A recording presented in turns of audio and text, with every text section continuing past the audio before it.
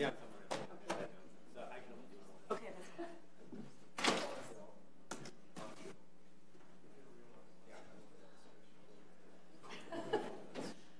Council request is really what we had said it's supposed to be about, right? Right. Oh, I have so much junk.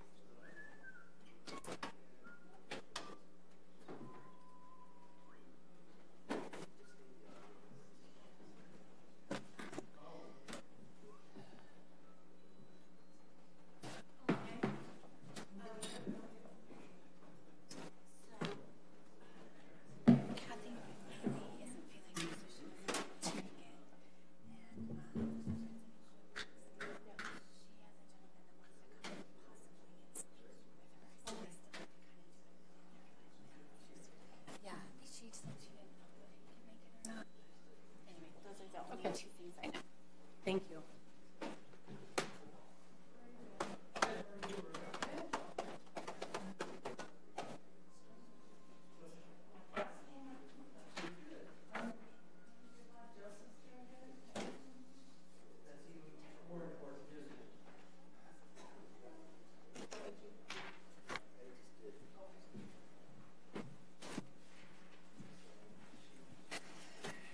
Mia, my turn. It's cold in here. It always is. I always have a scarf. Here, all the time. Yeah? Yeah.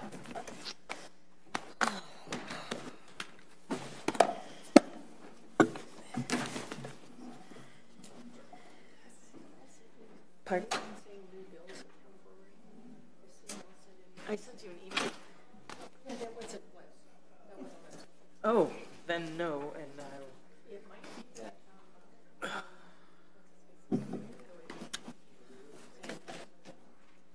Maybe.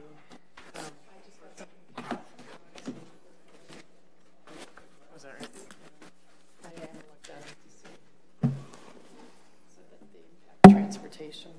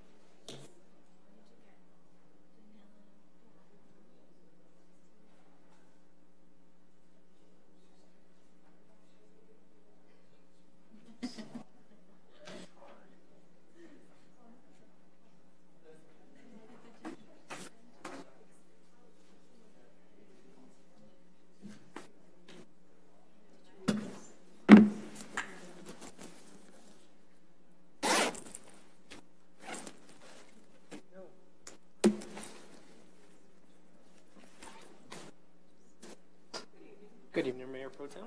How are you? I'm good. Good. Beautiful day out there. We're in here. Yeah, exactly.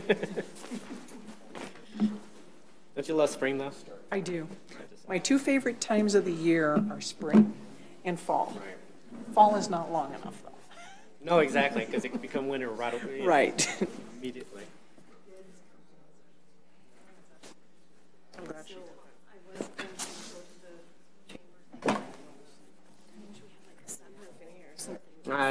Actually, no, I don't know if we do, because then we'll just be looking at it the entire time. Just like sighing the entire time, just like. That's true. That is true.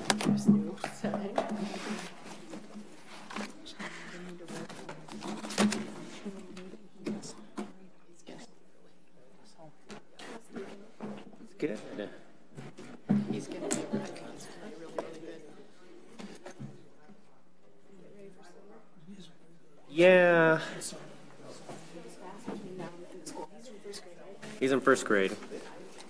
So, just a curious little kid. Oh, they used to do that years ago? Oh, well, yeah, he was asking me the other day. He was like, spring break wasn't long enough, Dad. It was so short. I was like, and he was like, I thought it was really long. I was like, you're thinking about summer break. He was like, and that almost starts. It's a month away. He was like, oh. So you thought he had already missed it. He makes some big facial expressions just for every little thing. It cracks me up. Get in. That's a fam. Yeah? Got any plans for the summer? Oh, yeah. Okay. Ooh, what part? Is that on the coast? Yeah, sounds like it would be on the coast. It better be on the coast. Yeah, they have another one there. Okay. I've never been. I'm supposed to go there for work. Yeah. I'm supposed to go like in the next month. So we'll see if it happens. What's up? Charlotte. Yeah. But it'll be like a one day and then go to Atlanta and then possibly Florida. So it'll be one of those type of trips. Kind of like the one that I did like Baltimore and DC and Pennsylvania a couple weeks. That was insane. That was great. It was just 4 days. It was Tuesday morning to Friday night. And like the Friday night or the Friday meetings kind of like snuck upon me. They were able to meet like last minute on it. They just extended the trip. I wasn't expecting it. So it just made it longer and longer. Yeah. I get tired just thinking. I drove a lot. So from like, because I'm on the southern point, because I was at the naval base, and they're just like 80. What's that? Mm-hmm. No, a lot of aerospace and defense.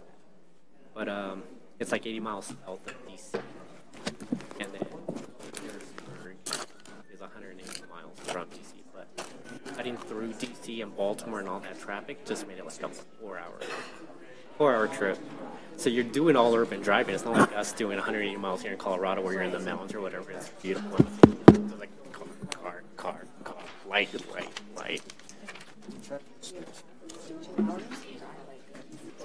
Really? See, it was just a bunch of podcasts. Just a ton of it.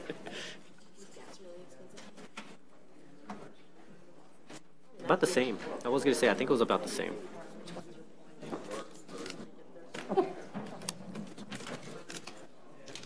Maybe in DC a little bit more. Pennsylvania's pretty cool. It's 3 Mile Islands there. So it is really cool to see it, but then also you realize what went on there.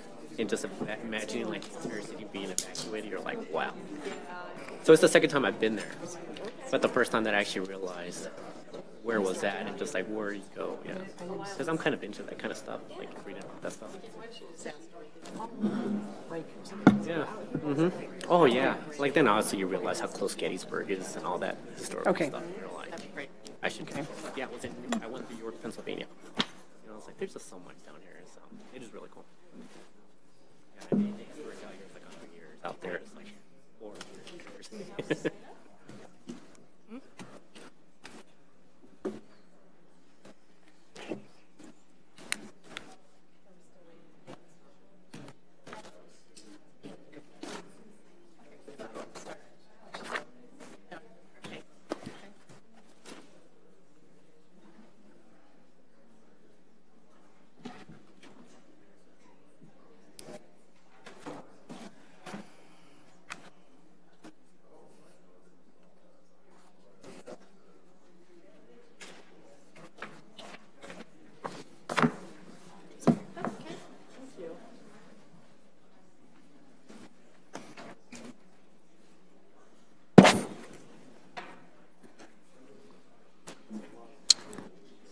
Welcome everyone to the Englewood City Council regular meeting here on April 15th, and it's now 7 p.m. and we'll begin the meeting with an invocation and a pledge of allegiance. Please rise if you are able.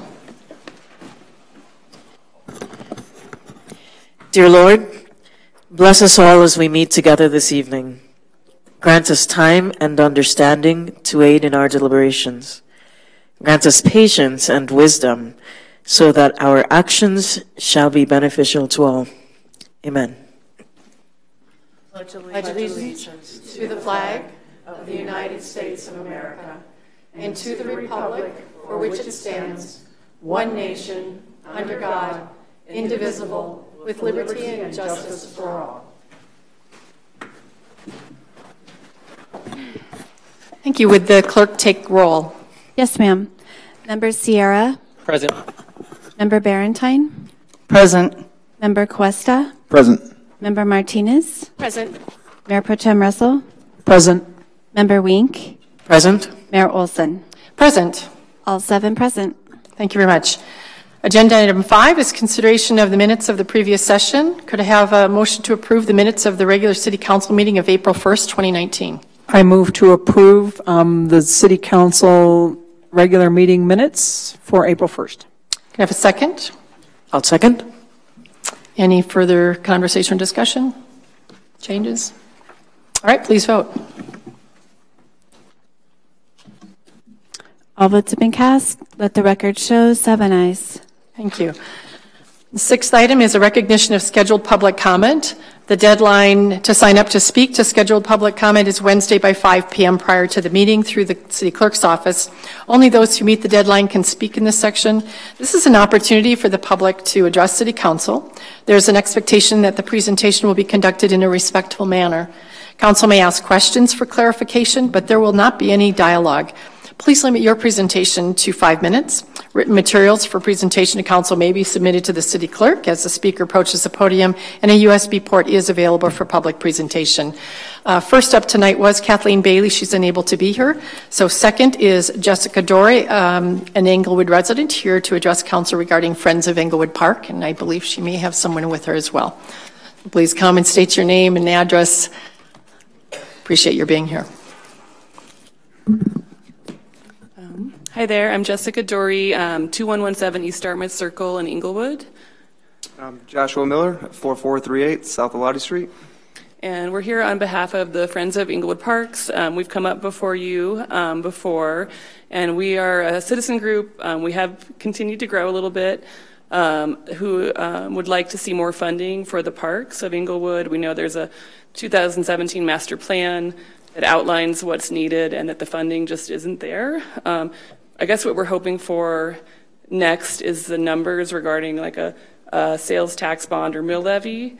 We would like to support a ballot initiative in the fall of 2019 and work to educate Englewood citizens about what the current situation is and what's needed, and to work to help that pass. Until that happens, there's not a lot we can do, but we do continue to meet, and we feel that the parks are the front door or the front yard of our community, and that they deserve more attention. And I don't know if you'd like to say anything. Yeah, I just found out about this group. I've been fortunate enough to live next to Rotolo Park, which was just redone, and it's made a really big difference in my life. I've met a lot of my neighbors that I never would have ever seen them probably. I have an 18-month-old daughter. She loves going there. I just feel like everyone else should be just as fortunate as me. Before I moved to Englewood, or actually when I moved in, the first couple of years, I would just go to Denver Parks, Littleton Open Space. But just over the years, it'd be nice to see, more of the parks updated and let everyone have a chance to enjoy them.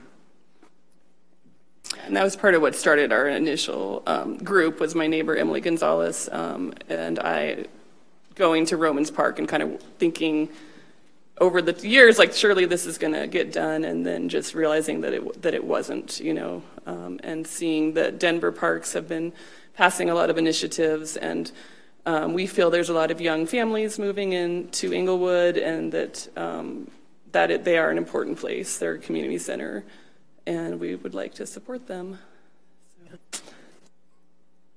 Thank you. Councilmember, any questions for these two? Seeing none, appreciate your coming tonight, and we may have some requests at the end with Councilmember time. Thank you. Thank you. Next up is Ms. Vicki Hoffmann, here to address council. No topic given.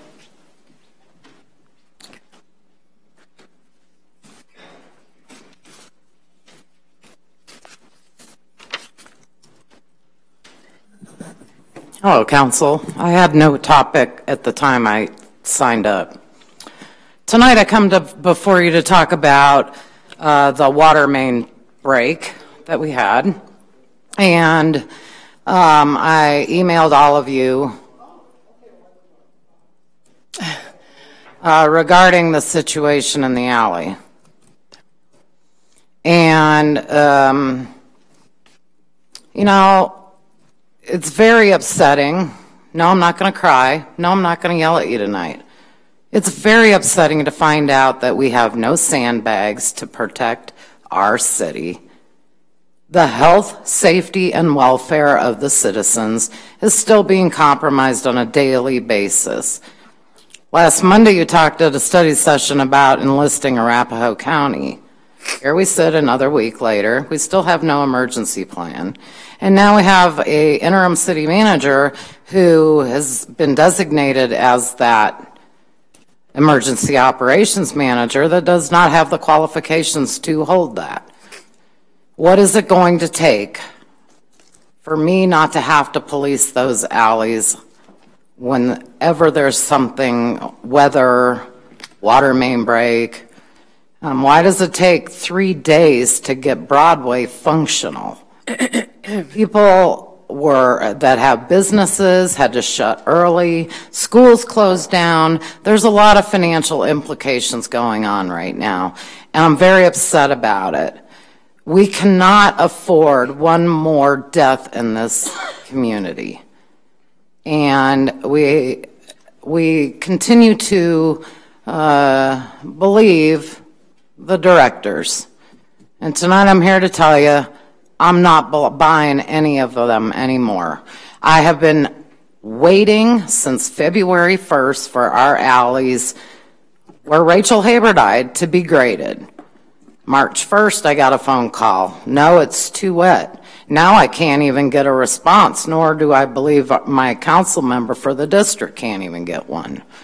I need a pipe in the ground. It's going to be raining. What is going to be done? We cannot afford to keep putting this off week after week. We have no emergency plan. I talked to you about that 7 months ago. And you know what I'm finding is I'm going to go back to my corporate world days where, you know, the wording used to be back then, excuses do not produce results.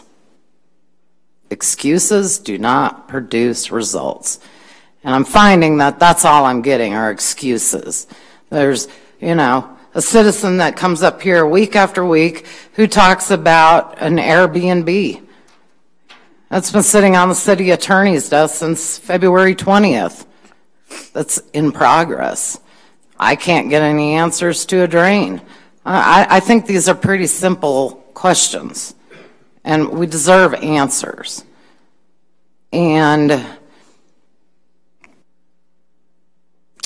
the day of the flood, or the day of the main break, I mean, my phone, everybody knows who to call. It's me. My phone was lighting up. I had pictures coming in, which I shared with you. Is that acceptable? Because I don't think it is.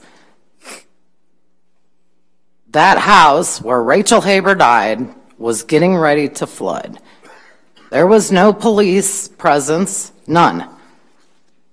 I believe our police are to protect and serve. I didn't see a cop out that day.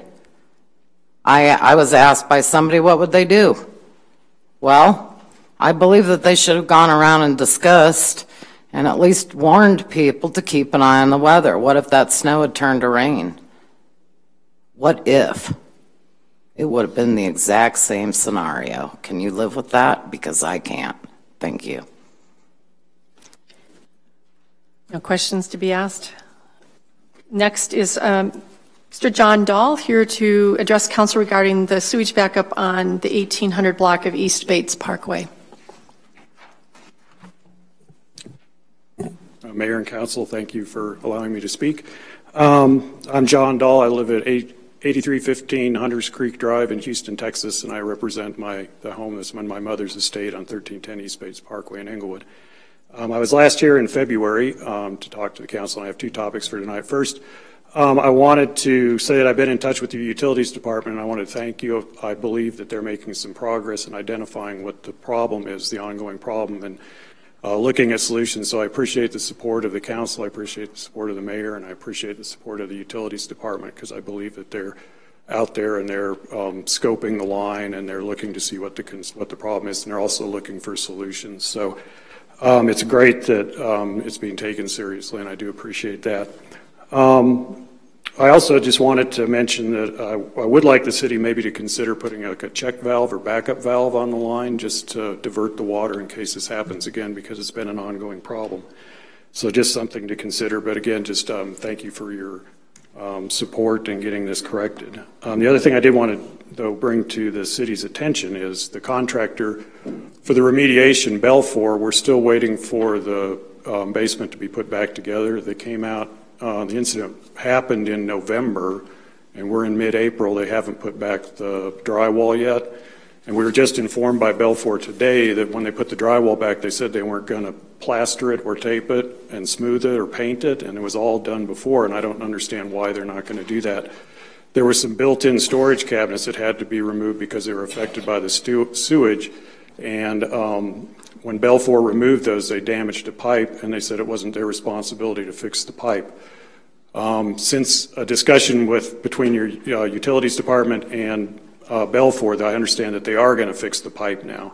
So I just wanted to bring to attention of the city council and the mayor that I'm sure the taxpayers of Englewood and the city council wants to get the most out of their vendors, and I just wanted to let you know that the service level that you seem to be getting from Belfour just doesn't seem adequate.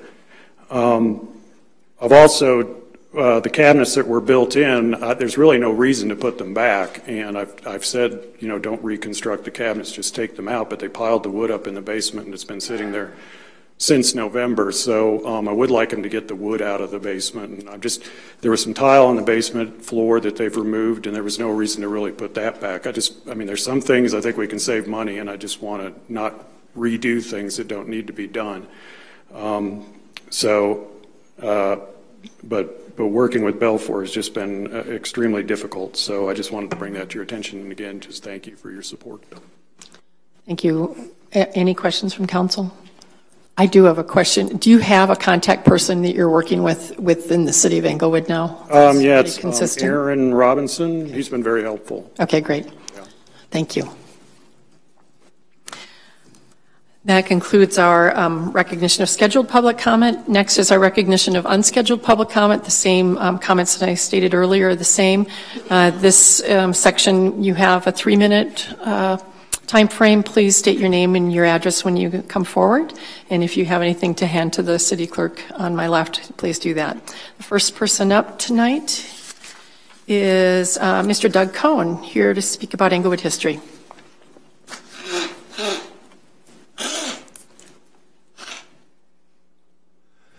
Good evening. Doug Cohn, 3051 South Marion Street.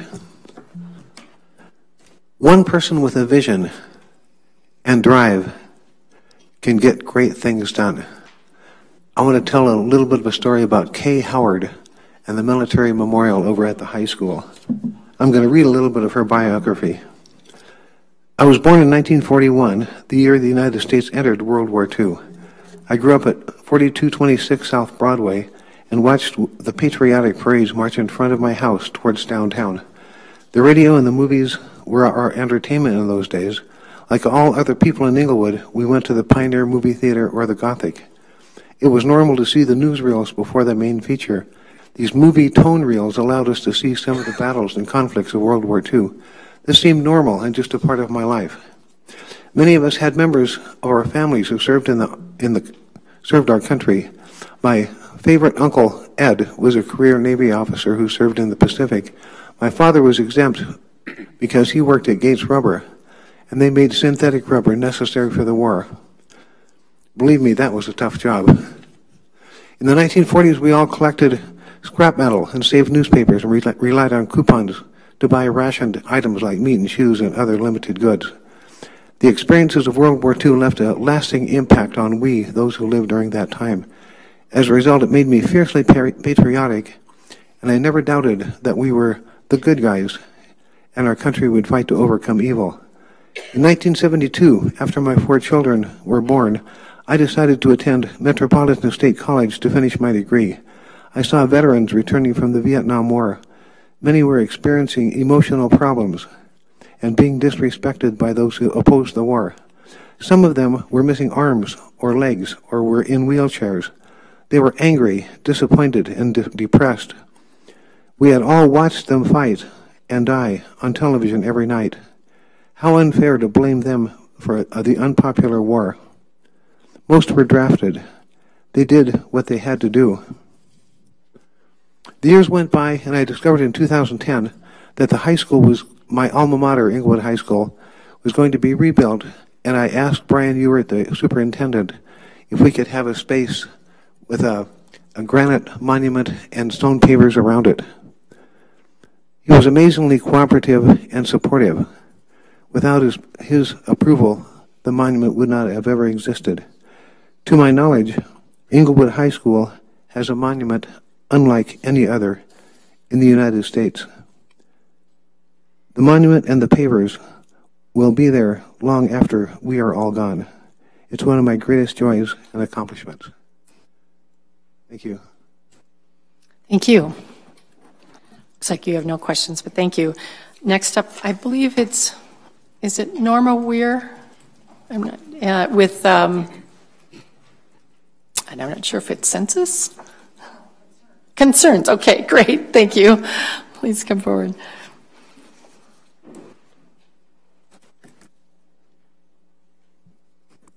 Hi, I'm Norma Weir, 4870 South Cherokee, Englewood, Colorado, an Englewood native. I was born on the 3700 block on South Grant. I want to say I really even debated whether to come tonight. Here are my concerns only. You look at Englewood now and it's sad. Are we looking to keep it unique? Why are so many people quitting their jobs? Is the morale bad? We used to have parades, then they put all the cement down the middle of the Broadway, bands couldn't participate. I object to our town being, I feel, given away. The depot hasn't kept up with their bargain, or have they? Are they up to date on payments? If not, give it to where it rightly belongs, the Historic Society. Englewood citizens have been behind this town 100%. Look at our new schools and new police station, yet they wouldn't let us help our fire department, so it's Denver's.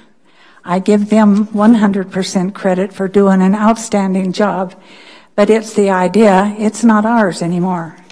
Look at our streets, no budget. I hear they won't want to give it to outsiders. Well, if they okay their budget, they wouldn't have to look like this. They didn't have money on material to fix the water break up by Sprouts. The water department had to give them materials. Are they planning to give it to another town? My time is probably up, but I want to say I love Englewood and many of the workers are friends. I just want a thorough look over to see why and how these things are going down. Also, what's happening with the storm project. They are getting rid of so much equipment. Better look into it, because we can't afford to buy new ones. And I don't feel people in Englewood are being treated fairly. I won't go into that project, but it's pretty sad. I was one of them. So I just want to thank you for what you do, and some of the people that are in some of these positions have no idea even what they're doing or what the workers are supposed to be doing, so we need to check into that. I would appreciate that. Thank you so much. You have a couple of questions from council members. First, Mayor Pro Tem Russell would like to ask you a question. Mrs. Weir, thank you very much for coming forward tonight to speak to us about your concerns. When you said you were one of those people that haven't been treated fairly, was that about the storm, or what was that about? No, that's something else. Years ago, we put in patio cement. Okay. I went down to see if we could get a permit to put a cover over the patio. No, you cannot. You have too much coverage on your property. Well, then I go looking around and I see all these new houses being built where they're catering to these contractors and not helping the citizens of Englewood, because all of their property is covered. I have lots of property left. So I feel like I've been treated unfairly, and I don't know if I want to even get a permit. I will just build it if I want to now, because I'm upset. Also, a friend of mine, they wouldn't let her put her garage where she wanted because it was too close to the sidewalk. Look at some of these apartments. You walk out onto the sidewalk. She had to cut down trees. She had to do a special water thing to keep her place from flooding. No, we're not being treated fairly. There's one other one too, but I won't get into that one. Okay, that's Thank all. you. I love Englewood, and I always will, but things got to change because some of the people on the top or wherever they're at don't know what they're doing. Thank you. Okay. One more question from Councilmember Barentine. Any? You said that we were giving away something, and I didn't understand what you were talking about. That's in the what? Street department. Uh-huh. What did you? I don't know what it's called, but they want to get outsiders to do the milling and that kind of stuff. Okay. Our streets were looking beautiful until, I don't know who came in here, but somebody came in, and you have to agree with me. There's potholes bigger than Englewood, so something needs to be done. Thanks for the clarification. Appreciate it. Thank you. Thank you. Next up is, I believe, Lindsay Fleming, here to speak about code enforcement. Hello, good evening. Bear with me, I'm not a public speaker, so Right. it's a little more intimidating than I thought it would be. I am just here I'm speaking for myself and some other neighbors who couldn't be here. I know with the ongoing, we understand the no leash laws at parks, especially parks like Bates and Logan. You've got soccer, you've got playgrounds, you've got kids. I'm all for that. I'm here to address Emerson Park, which is a very small, it's 2 trash cans, a little strip of grass. It's a neighborhood community park. We've gone there for years. We have our dogs there, and I know new signs were put up. Code enforcement has come out and warned us, put your dogs on leashes. We've been abiding. Now, of course, there are going to be other neighbors who haven't been there yet and don't know the laws, and I feel some people have gone there not knowing the situation and gotten $200+ tickets, no warnings. And unfortunately, we're there with our dogs on leash, we're abiding, and one particular officer just kind of lingering. We have our dogs on leash, he's sitting there for hours, he's watching us. This is where I live, this is where we go to take our parks. It's getting very intimidating and uncomfortable. He's again, like the other day, a couple of us got minor parking, and we got tickets for minor parking infractions, but only the people with the dogs, the people across the street whose cars were in the same situation, they were not ticketed.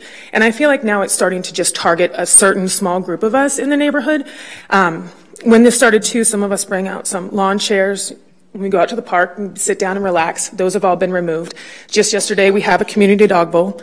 It's hot. People in the neighborhood, when they walk their dogs, know they can stop there, get their dogs some water, move on. He removed that from the park, which I thought was extremely unnecessary. Another neighbor of mine had his 2 young puppies out there. He approached him, threatened to mace the puppies and arrest him, which is, I think, beyond extreme. That, I think, is your borderline harassment. Another neighbor who talked to me, he was followed home, and he entered his backyard. So at my point, I understand that we have to follow the rules, we have to work together, but it's getting to a situation as us as a community, I personally, and I know a few other people, think this is turning into harassment, and where do we draw the line, and who do we speak to figure out, when we're going to be, I don't even know how, like, when it's going to, just have our little neighborhood back and not have this, like, lingering, like, what are we going to do wrong next? And these tickets are extremely expensive, and I know myself, I can't afford to pay something like that, so. Thank you. Councilmember, any questions? Councilmember Barentine?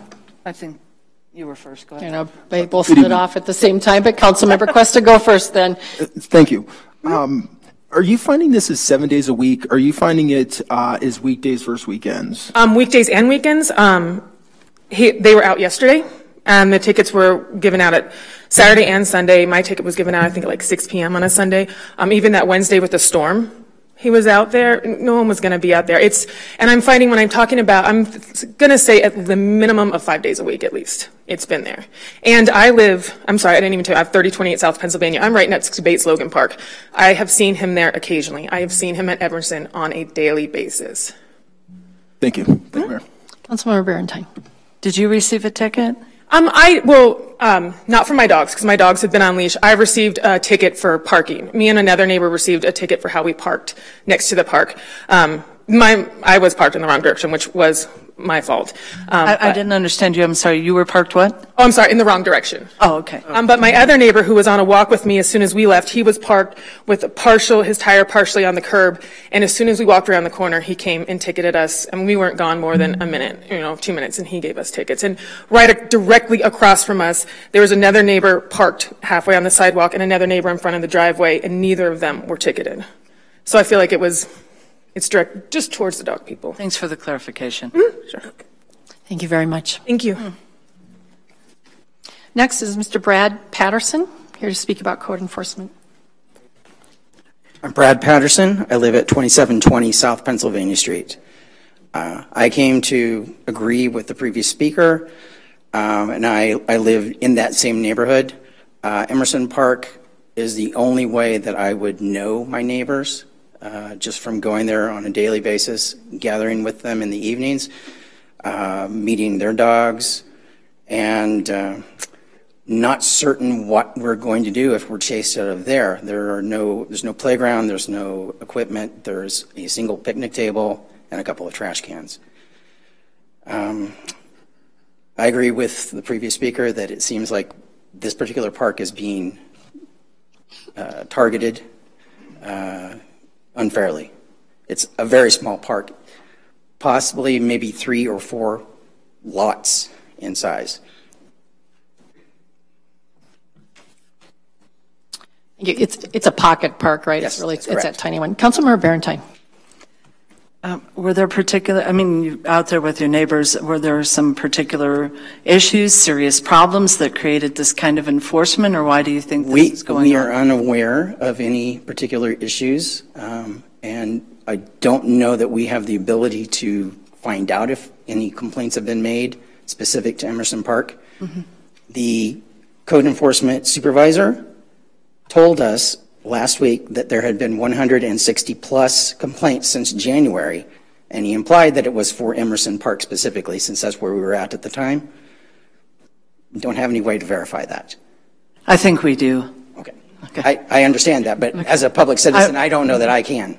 That you're not aware of anything that happened in particular? I'm not aware of anything at Emerson Park. I'm sure it'll come up as a council request. Thank you. Okay. Thank you. Mayor Pro Tem Russell has a question for you. Yes, I don't know if you know this, was that an off-leash dog park before the signs were put up? No, it was not. Okay, thank you. I have one question. Sure. Do you think your neighbors would be interested in sort of a neighborhood meeting around the park to think through Definitely. issues? Okay. Yes, we would. Maybe a couple of council members would join together and help to do something. Thank you. That would be greatly appreciated. Okay, thank you. Next up is Ms. Cian Dickerson.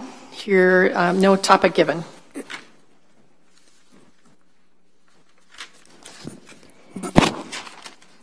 Cian Dickerson, 2835 South Pennsylvania Street. Signs that are not appropriate and or misquote code are an increasing problem for citizens. For example, the no trespassing signs on the second and third floor. The code cited only applies to commercial private property.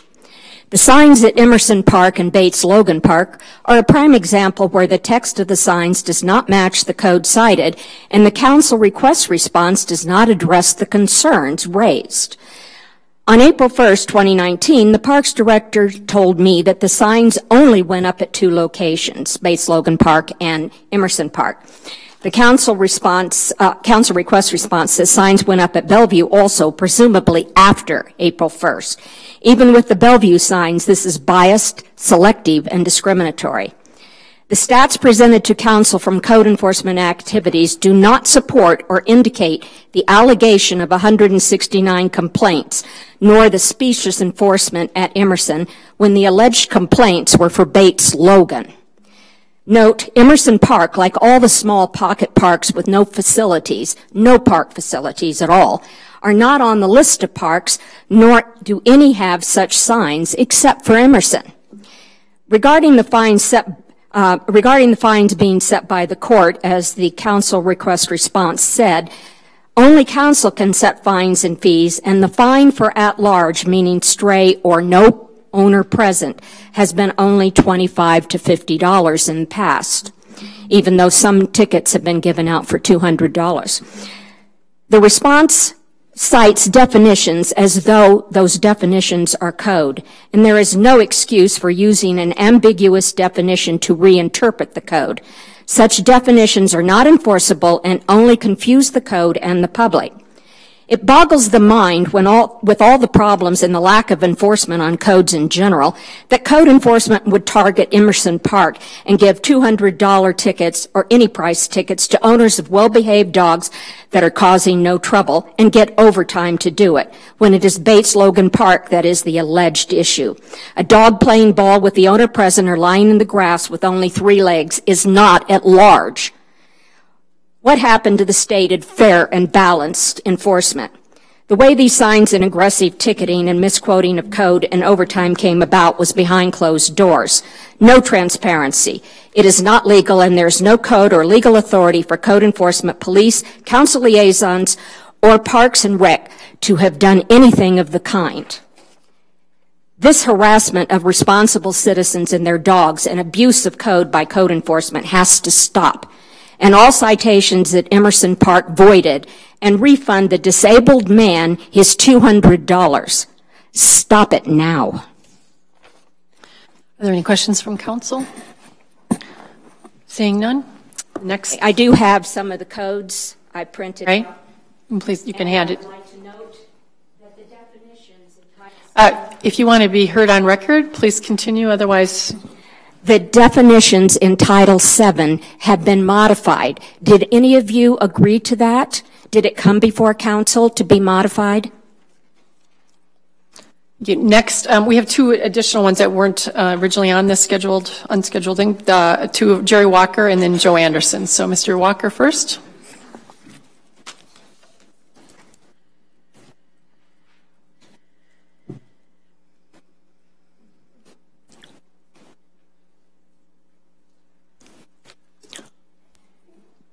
Good evening, City Council, and good evening to all those folks and citizens behind me here who come to a City Council meeting to find out what's going on.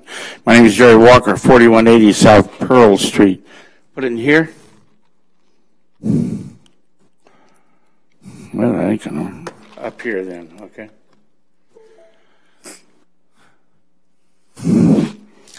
On the day of the rain, I had a friend call me that morning, and he said he had a problem with trash cans being in the wrong place. As a matter of fact, almost blocking his alley, and with the neighbor's trash can. So he called code enforcement. He's a buddy of mine, and he asked me to stop by and see if I could do anything.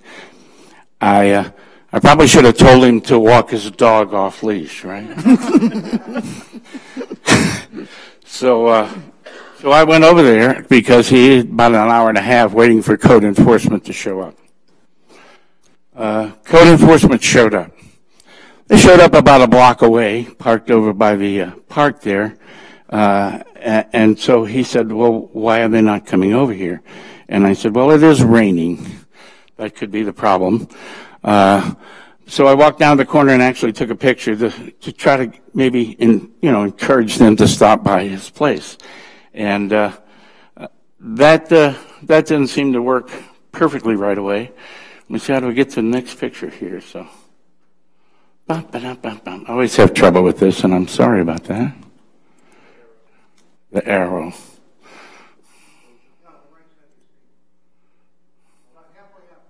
It'll show up. Okay, I got it. But eventually, a crowd formed. There must have been some dogs off leash, for sure. Because now there are 3 vehicles there. There is a code enforcement vehicle, and there is a police vehicle, and then there is Dave Lewis's vehicle. That's a new truck that he got that he gets to drive home at night. So they had a conference over there. I'm not sure what it would be about. Who's going to go over? How long can we stay here? Where are we going for lunch? I don't know. But eventually the police car came, and in the police car was a police officer and the young lady who drives the code enforcement truck. They came together, and I guess they, for some reason, the 2 gentlemen there, Davis and a police officer, thought that the young lady couldn't handle it by herself. And I'll tell you what, I think the women of Englewood should be outraged about that kind of an attitude from a police officer. Okay. Eventually, they did go over and talk to the neighbor, and I guess my question is, why does it take 3 people to show up to hang a door tag on a residence? Thank you. Councilmember Cuesta has a question for you. Pardon me if I missed it and you mentioned it already. Which park is in discussion here? I do not know the name of the park. It's on Quincy at about the 1000 block of West Quincy. Understood. Thank you, sir. Thank you. I believe it's your area, sir. Councilmember Barentine also has a question for you. In all fairness, it's a little hazy bit of a picture, but I do think that's Jason Park. It was raining pretty hard that day because we had a flood. Okay. Did the trash cans end up being moved from blocking the alley? They weren't blocking the alley, but they were at the edge of the driveway. They weren't totally blocking, but you couldn't, if you had to make a right turn, you had to go out in the street to make a right turn. Whether they were removed at that point in time, I don't know, because I got a very critical call from another friend who was talking about all the water running down Broadway and hopefully not into anyone's houses. And so I went to do that, and we wanted to photograph that also. So perhaps a couple of weeks I'll bring those photographs by. But I don't know. The gentleman who lives there has not called me back, so I guess something got done with it. But it just, parked around the corner, having a conference about who's going to come and... All right, thank you very much for letting me know. I do have one question. So did you overhear any of the conversation in those, or were you just insinuating that you thought you knew what they were talking about? You mean when they're parked here? Right. Did you overhear this conversation with them all? I didn't overhear this conversation. That's all I wanted to know. That's all I wanted to know. Thank you very much. They were parked there for 20 minutes. Thank you very much. Okay. Appreciate it. Next up is Mr. Joe Anderson. Mayor, I had a question. Oh, I'm sorry. Councilmember Sierra. Sorry, Mr. Walker. One more. Yeah, just one question. So when were these pictures taken? These were taken on, I think, Wednesday morning, the day that we had the flood on Broadway. Okay. At about, I think at about 9 o'clock in the morning. Thank you. Thank you. Next up is Mr. Joe Anderson. Also no topic given.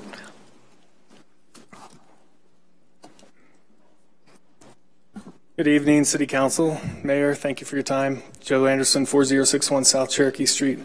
I also wanted to talk about the police on something that happened that same day, Wednesday, April 10th.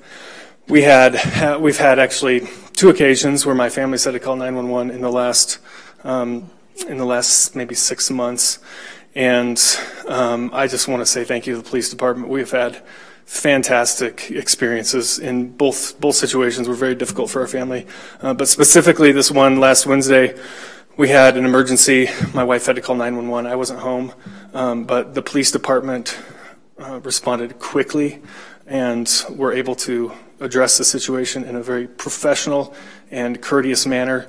And I know the police department gets a bad rap a lot of the time, but I just want to share my personal experience my wife had to leave during that time, and one of the police officers volunteered to stay with my 3 kids, all under 10 years old. And by the time I was able to get back to the house, she had started cleaning off the table, preparing to do the dishes, and had entertained the kids, and they were showing off all of the pictures that they had drawn.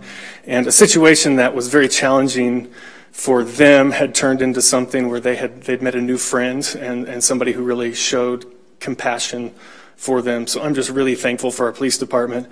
And a few days later, I was able to, I guess it was just the next day, I was able to go to the police department and get a tour. And I ran into that same police officer there. She recognized me and came up and asked how my family was doing after that situation. And it was just really encouraging to know that they're watching out, they care, and all of my experiences with the police department, even beyond those 2 incidences, have all been great. The police department's professional, courteous, compassionate, and have shown nothing but the highest levels of care for the citizens of Englewood. So I just want to say thank you to the police department, and just excited that they have a new building now, and it's just a good thing that's going on in our city. So thank you. Thank you. Any questions for Mr. Anderson? Seeing none, thank you. Thank you. That ends our unscheduled public comments. So we have a tradition now of having council member respond to these, and up tonight is council member Nathaniel Sierra.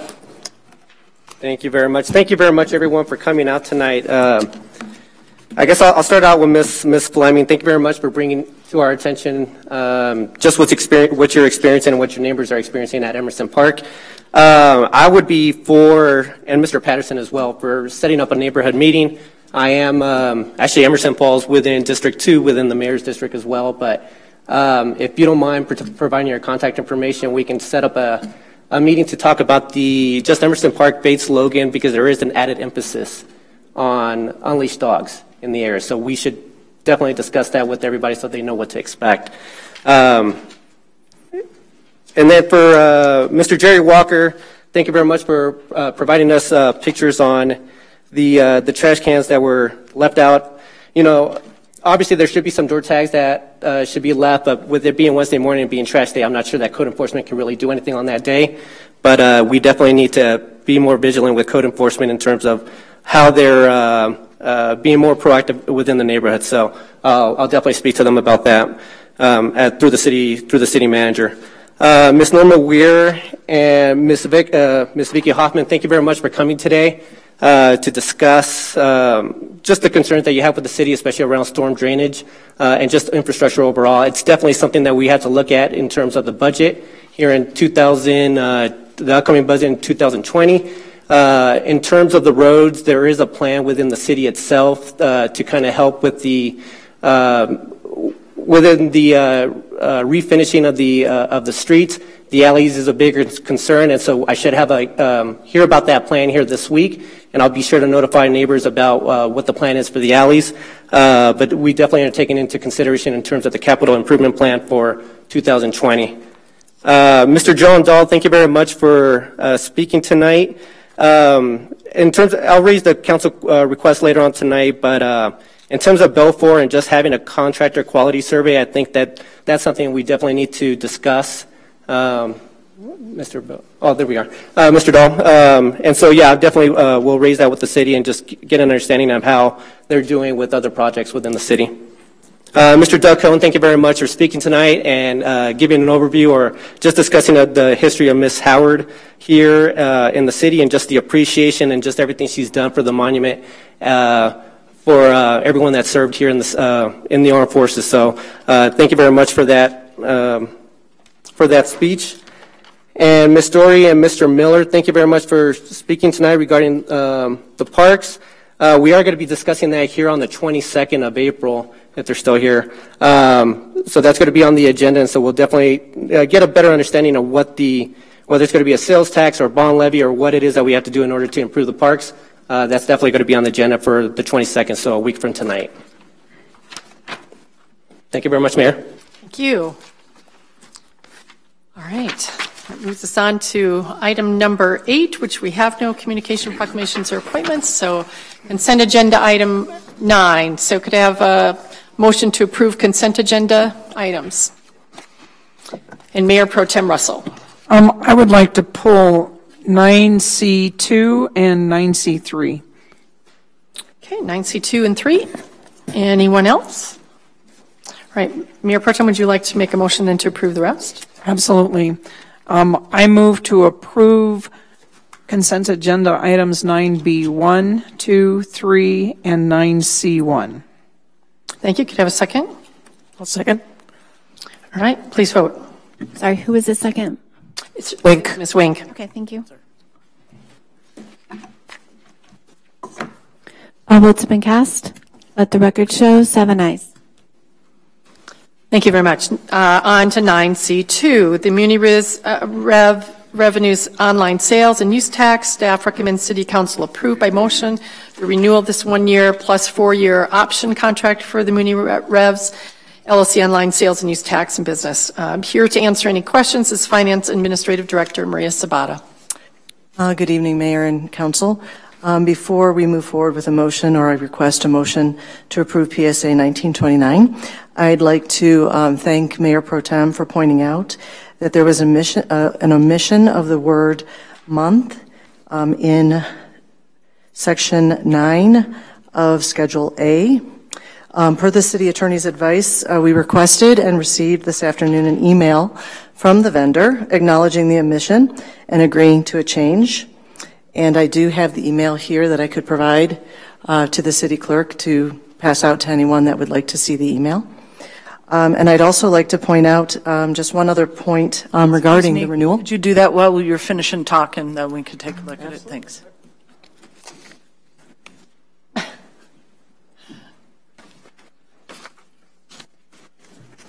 Thank you. Keep going. While they're passing that out, I'll also let you know that in the discussion with the vendor regarding the renewal of the contract, we were able to secure a cost reduction of $19,000 annually. So the contract is up to $110,000 because it is based on the actual revenue that we receive. There's a percentage factor to it, but there were some costs that were removed from the previous contracts related to insurance costs, et cetera. So I just wanted to share that point. Thank you. Are there further questions from council before we take a vote? Okay, could I have a motion to approve? I move to approve 9C2. Is there a second? I'll second. Thank you. Any further discussion? Seeing none, please vote. All votes have been cast. Let the record show 7 ayes. Thank you. Thank you. The next item is 9C3. Staff recommends City Council approve by motion a contract for annual flowers for the Parks Department, annual flower bids throughout the parks and flower pots on Broadway to the lowest bid, or Emerald Isle Landscaping. And here to present is Parks and Recreation Library Acting Director, Mr. David Lee. Answer any questions. Do you have anything in particular you want to say first, or? Am I presenting or asking? No, we're going to ask you questions, but I thought maybe you had something you wanted to tell us. So Mayor Pro Tem, I believe, has the question.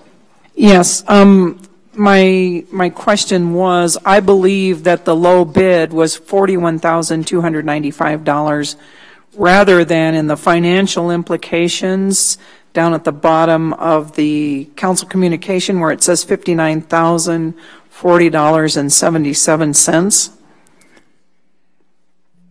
That the $59,040.77 is what is in the open space budget earmarked for flower purchases. Okay, but we are approving are we approving hiring the low bidder? Yes. For $41,000. Yes. $295. I'm sorry this isn't clear. Okay. So maybe for clarification, Mayor Pro Tem, I think I see what you're seeing. So do you want to re-explain that for why you pulled this? The reason I pulled this is because under the financial implications, it says the Parks Department has funding in the 2019 Open Space Fund budget for Parks Flower Bed Program of $59,040.77. Okay, so now I see that's what's in the budget.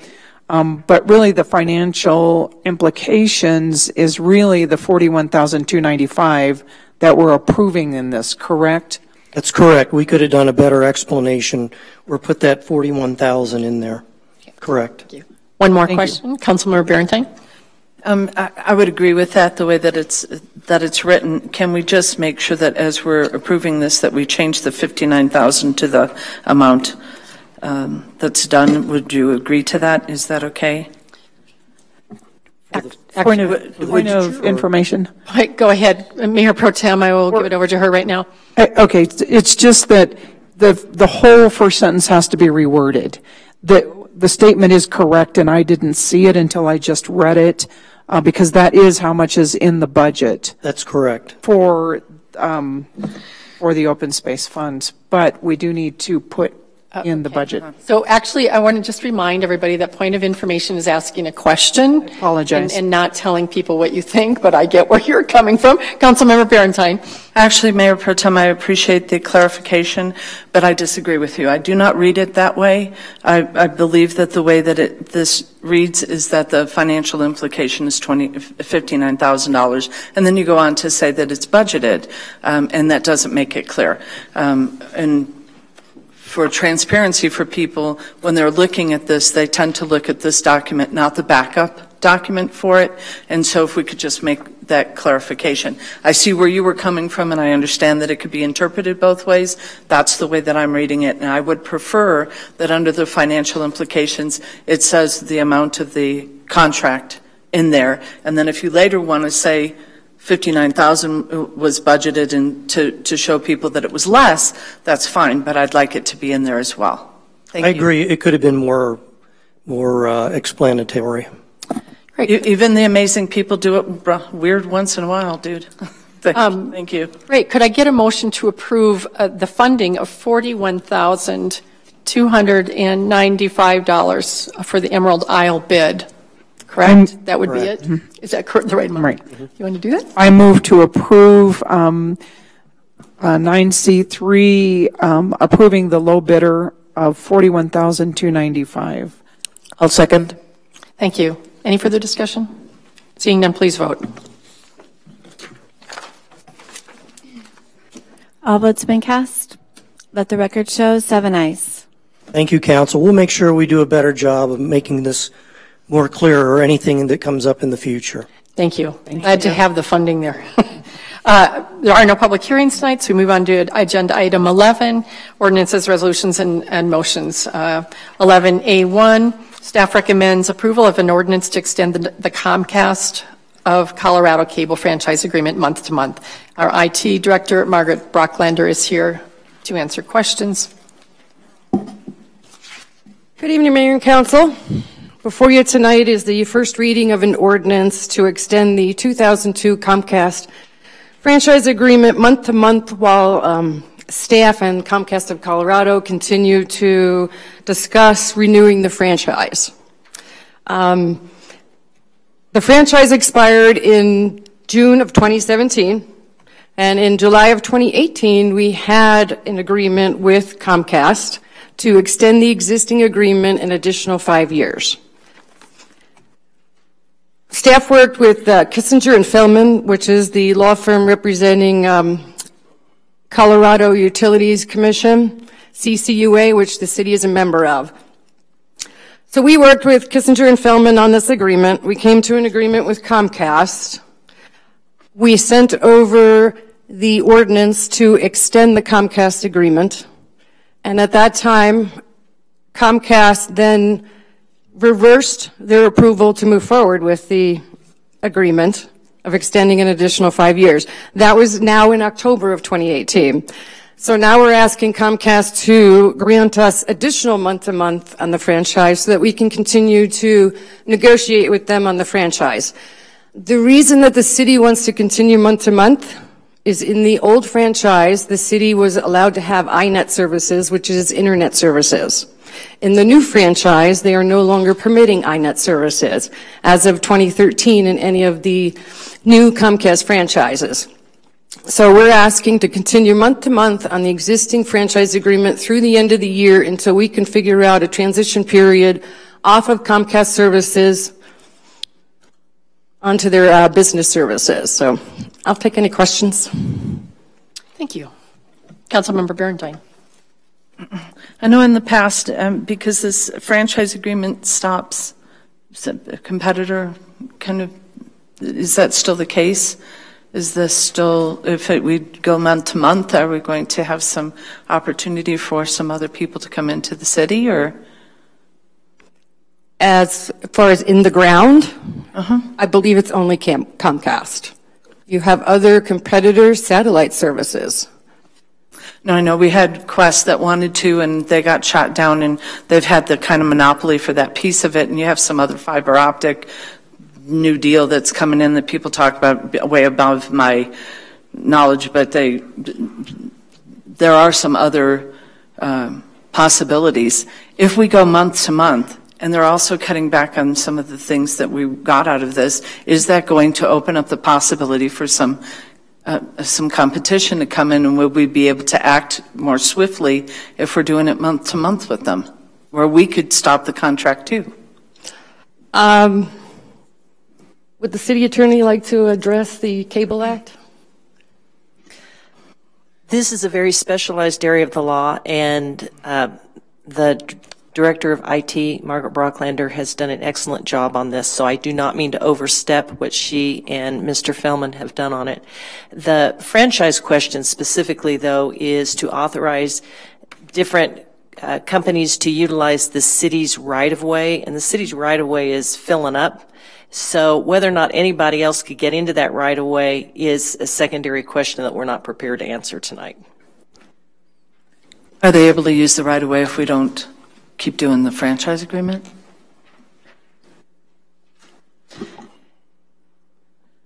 Then they've got their pipes in the ground or whatever it is they have in the ground, and then what we're saying is we're no longer going to allow them to use that.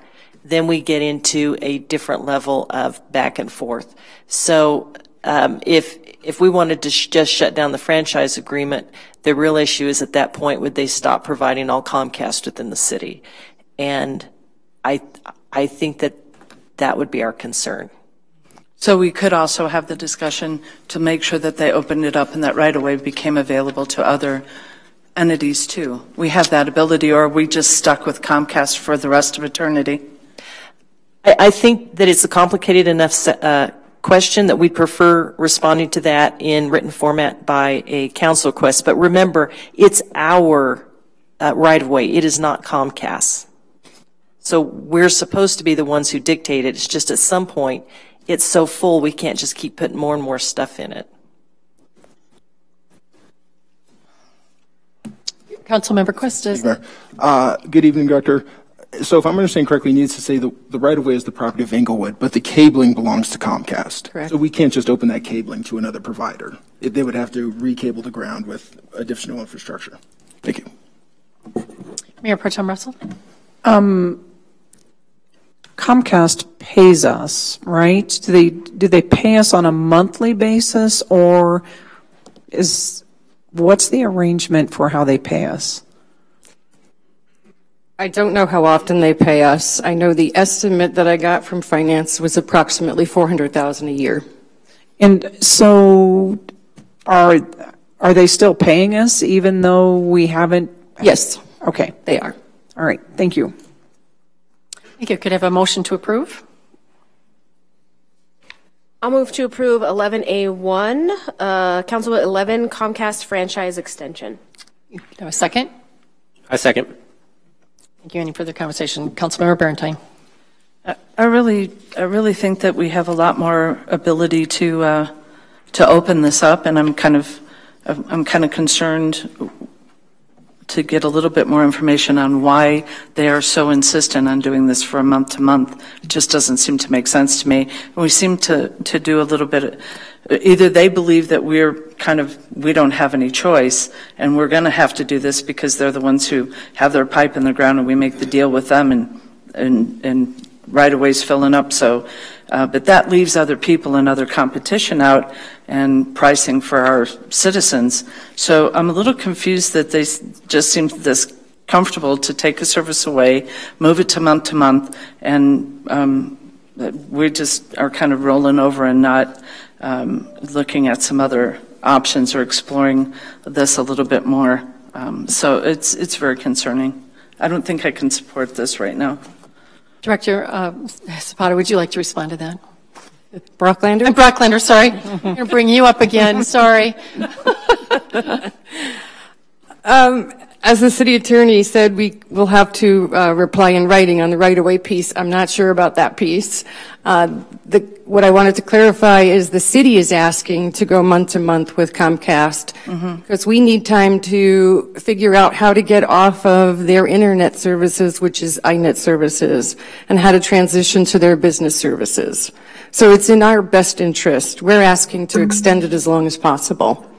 But we're doing that as a result of an action they've taken that we were not aware of that they were going to be doing, and you seem to be somewhat kind of... They transitioned away from iNet services in 2013, so we didn't know about it. We were trying to renew our existing agreement for an additional 5 years to get away from it, but they did not allow that. So it's not the city of Englewood, it's every entity within Colorado is dealing with this. We're just way down in 2018, 2019. A lot of cities and counties have already taken care of this. Well, I wish we'd have known sooner, but my concerns still stay. Thank you for the clarification. Mayor Pro Tem Russell? So my question is, did they file the letter, the 626 letter with the city? This is on the... It's on the ordinance 1, 2, 3, 4, 5. The sixth whereas, it says, whereas beginning in 2017, the city and Comcast have engaged in informal negotiations to extend the 2002 franchise agreement, and Comcast has preserved its right of renewal of the 2002 franchise agreement by timely filing the required 626 letter with the city to preserve the right to initiate the formal process for renewing the franchise. Yes. And did they do that for us or for them or for both? The 626 letter. The 626 letter is in reference to Section 626 of the 1984 Cable Communications Act, which requires them to communicate with us during the negotiation period at the termination of a franchise. Okay. All right, thank you. Any further questions? Councilmember Costa. Yes, thank you. Is there anything in the current contract with Comcast that prevents the city from allowing another potential cable provider to come into the city? I'm not sure about that. I would need to refer to the attorneys that know more about the Cable Act. Sure. Something along the lines of a non-compete. There may or may not be one in there. And then secondarily, are you aware of any other providers that have contacted Englewood looking to provide the citizen service? I have not been contacted by any other provider since I've been here. Thank you. Thank you, Mayor. Thank you. Could I have a motion to approve CB 11? I already moved. Oh, that's right. Now we were in discussion. Sorry. I think we're done. Any further questions? If not, please vote. All votes have been cast. Let the record show 6 ayes and 1 nay, the 1 nay being Councilmember Barentine. Thank you. Next is CB 12. Staff recommends City Council approve a bill for an ordinance authorizing a memorandum of understanding 2019 to 2023 between Arapahoe County Department of Human Services, Child Protection Services, and the City of Englewood to provide a cooperative working relationship between law enforcement and Arapahoe County Human Services for the investigation of child abuse and neglect cases. Here to present is Police Commander Vance Fender. That's what it says. I'm Tim Englert. I'm standing. Sorry, Tim. This is coming before you tonight because of some new state statutes that require an MOU, and so we're just bringing it to you for your consideration. Great. Any further questions from Mr. Englert? No? Okay. Could I have a motion to approve? Move to approve CB 14. I beg your pardon. CB 12. Services. I'll second. Thank you. Any further discussion? Seeing none, please vote. All votes have been cast. Let the record show 7 ayes. Okay, the next one is CB 14, the South Platte Water Renewal Partnership owned by Littleton Englewood recommends that City Council approve a bill for an ordinance for the SPWRP industrial pretreatment local limits technical evaluation as drafted in preliminary approved by the U.S. EPA, the United States Environmental Protection Agency.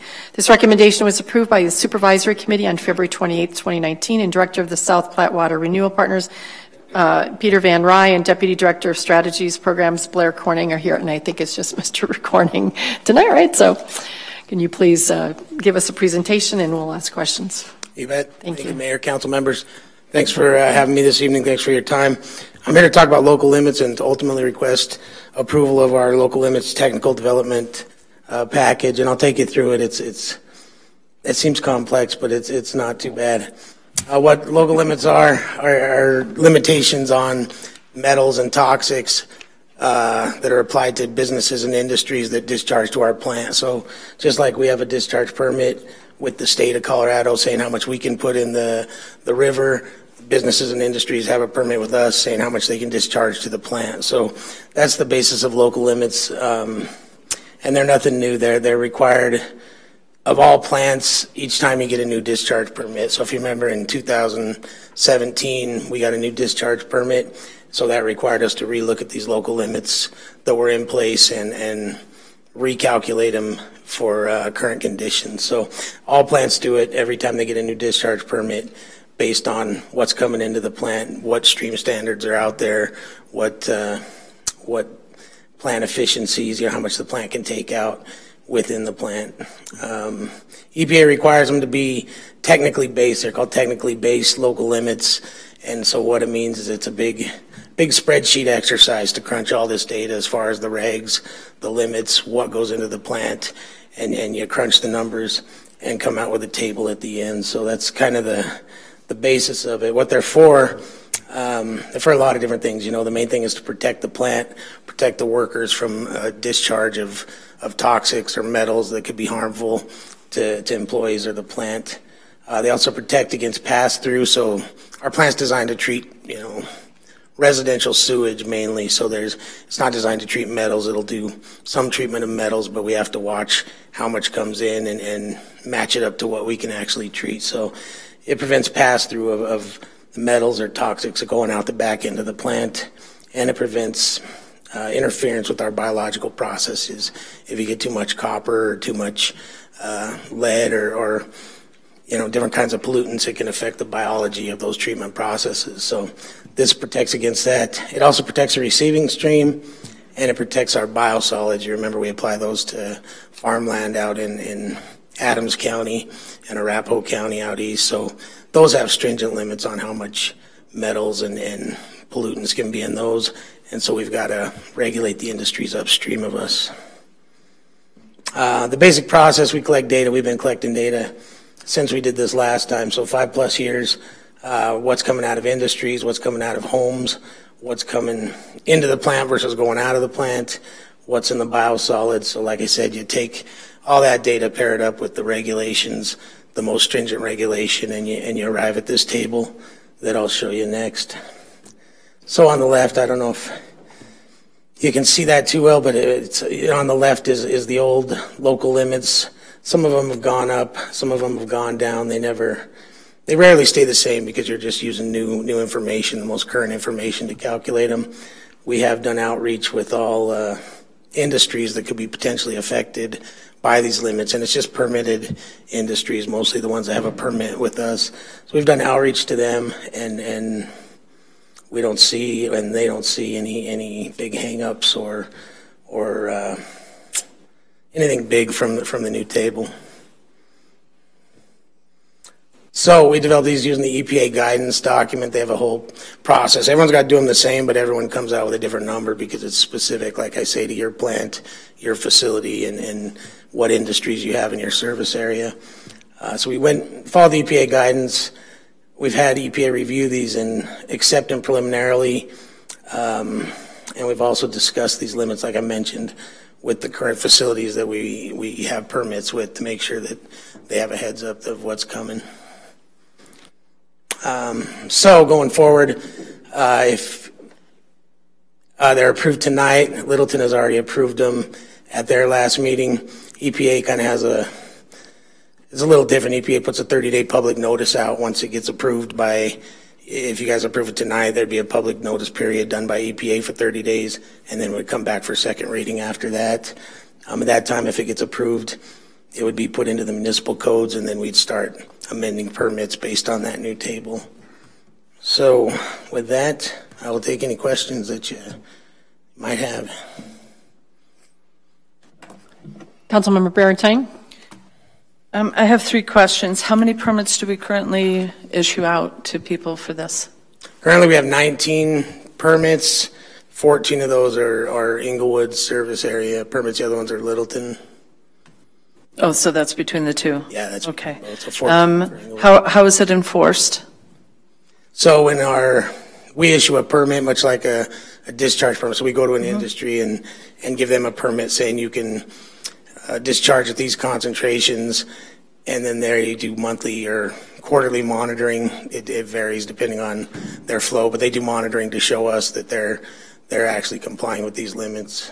So they actually do the monitoring and provide you that information. Yep. Do we ever do any enforcement or checking on that? Yeah.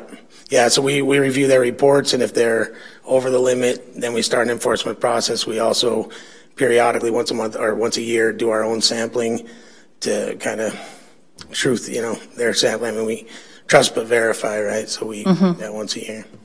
And how many violations have there been in the past, and how is that handled?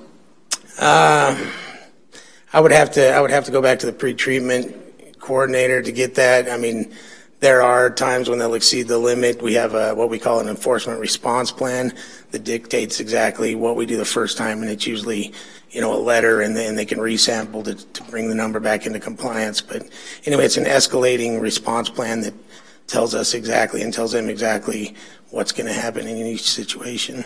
We don't have too many violations, though. Okay. And are there a plan with each of these permits so that if there were some, obviously you're permitting them because they have some discharge that's of some concern that you're trying to keep within some limits for everybody's safety. Are there plans put in place if there is some kind of dump or something happens where it gets out of hand, or do you follow through with those? And are they submitted to you, and then you guys check on them, or? Yeah. Okay. They're permitted to discharge a certain amount of pollutants. If they do happen to have a spill or an overflow, they're required to notify us, and in that case, we would take samples at the headworks and formulate an action plan based on what the pollutant was and the effect it would have on our plant. So we would sample at the headworks and also upstream and begin an enforcement process based on the situation. And I'm just clarifying that you have some kind of plan, emergency plan with each of these, so that everybody knows how they would be responsible to handle it if there were. Okay. Yep. Thank you very much. Thank you. Councilmember Sierra. Just a question here, just for my curiosity. Some of these were moving in the right direction, such as cadmium and mercury, but just curious in terms of lead. Any concerns in terms of the number being elevated as much as it did? In terms of the local limits? Let me look. Yeah, it's like I say, there's not a lot of latitude as far as we can't lower them or raise them based on anything except for the numbers. So I think just during the evaluation of the stream standards and our flows and our permit limits and what the plant can take out, the numbers came out the same. So I think, we've never had an issue with lead from industries coming in. So I think, knock on wood, I don't think this would encourage, people to release more lead, but I think it's really just a function of the calculations and the current conditions. So these aren't actuals, these are just a limit that the maximum allowed, I guess, by EPA, but it's not necessarily what we're seeing within our treatment facility. Okay. Yeah, they're usually well below these limits. Okay, thank you. You bet. I'm not sure who is next, but Councilmember Cuesta, perhaps, and then Councilmember Martinez. Good evening, Director. And my question is kind of the inverse of Nathaniel's. Councilmember Sears, he highlighted one lead that went from much lower to a much higher tolerance for it. I'm looking at arsenic, and from 2009 to 2018, it was 0.55 milligrams a liter, and now that's been cut almost 75%. Yeah. So for the past 10 years almost, you were allowed 4 times what you'll be allowed in 2019 for arsenic. And that's just based upon the EPA's latest science when they're testing these various chemicals? Yeah, it's actually based on the state human health standard in Regulation 38. So it's actually the arsenic limits on the stream have been clamped down, and so that makes its way through the process. So yeah, I think that was either an aquatic life or drinking water, whatever it was. The state determined arsenic level was lower on that segment, and so that's got to factor back into the calculations. And it looks like about every decade that they recalculate these or reissue what those local limits are. They're good. Yeah, we do them every time we get a permit, which a permit is every 5 to 7 years you get a new permit. So at our next permit, we'll recalculate these again based on the limits. Thank you. Thank you, Mayor. Councilmember Martinez. I had a similar question as Councilmember Sierra and Councilmember Cuesta, but it relates to cyanide. Previously it was 0 or NA, and now it's 0.31. Why do we know why that would be? Yeah, the cyanide is a new one. It's, in talking to industries, it's not an issue that they're worried about or we're worried about, but it is something that's new on the segment as far as a state aquatic life standard. It's an acute standard saying you can't go over a certain level of cyanide, so that again translates back into what we have to regulate people, discharging to our system for. Okay, I was just curious because I hadn't seen that before, so that was interesting that it was 0 and now it's something. Yeah, I don't know if it was 0, it's just we didn't have it before, so it's a new one that we have to deal with and treat. Sure. And then my second question is the EPA public comment period. You said it's 30 days. Is there any possibility that they could make suggestions or, I guess, revisions that would impact us during that period or after that period? I wouldn't. The EPA does a comment period because the EPA is kind of on the hook to make sure these are legally defensible and that we've followed the EPA process right. They don't really so much care. I mean, they care about the numbers, but we're generating the numbers. So their job is to make sure we've done it correctly and followed their procedure to do it. So I think the comment period would be for people to comment and say the analysis is wrong or some of the stuff that's gone into the analysis is wrong. So people would have that opportunity. We don't expect that to happen. Okay. Thank you. Yeah. Thank you. Could I hear a motion to approve? CB 14. I move to approve CB 14. All right. Could I have a second? I'll second. Any further discussion? Please vote. All votes have been cast. Let the record show 7 ayes. Thank you very much. Thank you. Next is 11A4, CB 15. The South Platte Water Renewal Partners, owned by Littleton and Englewood, recommend that City Council approve a bill for an ordinance for a memorandum of understanding necessary to delineate points of ownership for 3 sanitary sewer interceptor pipelines. The interceptors include the Littleton Interceptor, Big Dry Creek Interceptor, and Bates Interceptor. The Staff Director of South Platte Water Renewal Partners, Peter Van Rye, is here, and Capital Project and Asset Lead Manager Chung Woo is also on deck, probably. He is not here. Okay, you are doing it all. Right, thank you. Thank you, Mayor and Council. Thank you for your time tonight. This one is actually a pretty basic. It's just it's a clarification of ownership delineation. So there are 4 interceptors that come into the plant, and I had a slide for. It's page 375 of your packet, and I'm not sure if it made it up or not. But it's just basically an aerial. But if it doesn't come up, it's page 375 of your packet, and it's an aerial that shows. There it is. So those are our 4 interceptors that come into the plant, and 2 of them are Englewood interceptors, and 1 is from Valley, and 1 is from Littleton. And so the ones we're talking about here are the green one and the purple blue one. So the one to the left and the one at the bottom of the page. And essentially, What prompted all this was back in January of 2016, the Littleton interceptor experienced a collapse. And so there was an emergency project to repair that collapse. And in the process, it was determined that nobody really knew where Littleton's responsibility ended and the plant's responsibility began.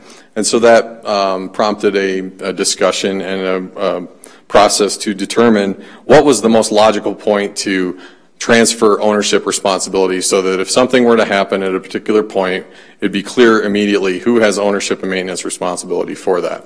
And so that's what that drawing is showing you is essentially for the two interceptors for Englewood, what they do is they come to the first manhole inside the plant boundary. So it's about, I'd say it's anywhere from about 20 to 30 feet into the plant boundary, there's a manhole. And at that point in time is where it makes the most sense to transition that ownership delineation. Since there's an actual structure right there, Englewood would own the pipe to the point of the structure, and then the structure and all piping beyond that into the plant is owned by the South Platte as a whole.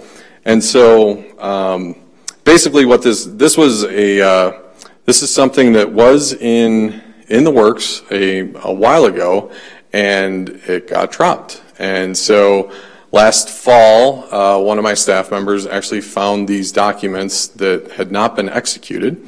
And so we dug into it and realized that the Littleton one had been executed, the Valley one had been partially executed, and then the two City of Englewood ones were not executed. So we went back, made some updates to them, took them back to the supervisory committee back in December, and are now bringing them to ensure that this time they fully get executed and we have clear delineation on where ownership transitions. And so with that, I will be happy to answer any questions. Mayor Pro Tem Russell. So do you know why the Englewoods never got passed? I don't actually. So here's how it happened. One of my staff was going through the previous director's office and saw these in a stack on the desk. And when she looked into them to see where they needed to be filed, she realized that they hadn't been signed, at which point we dug into it and realized that they had never been executed. So somewhere along the way prior to me starting in August of last year, these never did get executed, and as soon as we discovered them, we updated them, took them back to supervisory committee, made some adjustments because I think that it previously referred to it as Littleton Englewood Wastewater Treatment Plant. Now we're South Platte Water Renewal Partners, so we made some of those changes. And really, there's not a huge urgency on this. It's just more of a cleanup, and it was good that it was discovered, and now we're closing that loop. Okay, so I also would like to ask, this has nothing to do with the ownership of the plant, correct? I mean, the way that I read this whole thing, it was a little bit concerning that South Platte Water Renewal Partners are now going to be separate. Littleton's going to be in control of the lines that come in from Littleton, and Englewood is going to be in control of the lines. I mean, is it possible it never got passed because we live in Englewood, or the plant is in Englewood? No, no. What it's delineating is so anything. It does not change the ownership arrangement of the plant itself. So it's basically what it's trying to do is trying to find the point of transition from where it's solely Englewood's responsibility because it's an interceptor to where it becomes part of the entire plant process, at which point it's owned 50-50 by the two cities. And so because there's 4 interceptors coming in, each of which come in a different point and a slightly different distance into the facility, by setting these clear defined points, it's clear what part, if there is a failure downstream of one of these manholes into the plant site, it's clear that that's a 50-50 responsibility of the two cities. If it's upstream of one of these manholes, based on this delineation, ownership delineation, it's clear that it's the individual city's responsibility. So what we did is we tried to find those points along the way that were closest at that boundary between the ownership or jurisdiction of the city or the easement for that particular line and the actual plant property and plant site. Okay, thank you. That makes sense. Just one other question. Littleton, in their resolution, one of their whereases say, whereas this memorandum of understanding only clarifies ownership between the parties and does not constitute a transfer of ownership. Is there a need for that clarification in our ordinance? That would be something I would probably maybe seek the. I don't think so. I think all this is really doing is delineating a point to transition those two. It doesn't necessarily transition ownership. It just defines that point where it goes from city to joint city ownership, the by cities agreement. So did I catch that right? You'll notice that the documents that Littleton passes are never identical to what Englewood. For example, the ordinance that you all just approved, ours was significantly longer than Littleton's because we wanted anybody who read it to have context for what those numbers were. So anybody reading that from Littleton would wonder why we needed 15 pages and they needed 1. So things are never going to be identical. But the language that they put back into what you're reading in their resolution is actually right out of the document. So within the document it says this is a clarification about ownership rights and maintenance obligations and doesn't impact ownership. So I think what they did was they just went back through the agreement and pulled out those critical statements and used those to write the resolution. Okay, thank you. And so everything that he just explained to us about who's responsible is verified in our ordinance. In this document, yes. And the best analogy, maybe it's an excellent analogy because we all own houses and we all wonder where our sewer pipe, the responsibility for the sewer pipe leading into our house, where that stops and where the city's takes over. And that's very clearly stated in our code exactly where that point is. But here is this large example of where is it our sewer pipe and where is it the responsibility for the whole thing? And that has never been clarified. So this is going back and putting that same kind of clarification that we all have on our individual properties. And if it wasn't jointly owned, we wouldn't have this. Exactly. Okay, thank you. Councilmember Barentine. I have just a couple of questions. The issue that happened with the Littleton pipe and then Valley Sanitation, there was some issues with, I believe, methane, or we had some discussion about people going out there and testing that for Valley Sanitation and how dangerous that was with the manhole at the time. So these kind of agreements are, I suppose, can take time until there's an emergency and some things happen. Have you put anything in place to try to make sure that we don't have this issue where we don't have it moving forward in a more timely manner? Sure. Well, I think so. The issue is what if we have some kind of a infrastructure problem? So the cause of the collapse for Littleton was H2SO4, which is a gas that occupies those pipes. It'll eat away concrete, and it'll eat it away to the point where then it gets to the rebar, and then all of a sudden you'll get some kind of either a slow collapse or a catastrophic collapse. And so what was done in that instance was to line that sewer. So that's a technology where they put a slip line in the middle of it, and then it's a fully structured essentially in-kind replacement where they don't have to dig everything up. And so that has been done for all of the interceptors in relatively recently. And when I say relatively recently, within the last 20 years. And so these are systems that are designed to have 50-year lives. Mm-hmm. And so they have been lined in the recent past as it relates to sewer infrastructure. Now, we also monitor because they are 50-year design lives. And so, and many sewers, if you go back on the East Coast, they're 100 years old. And so this is, when I say 20 years, it sounds like a long time, but in actuality, it's fairly early in that design life.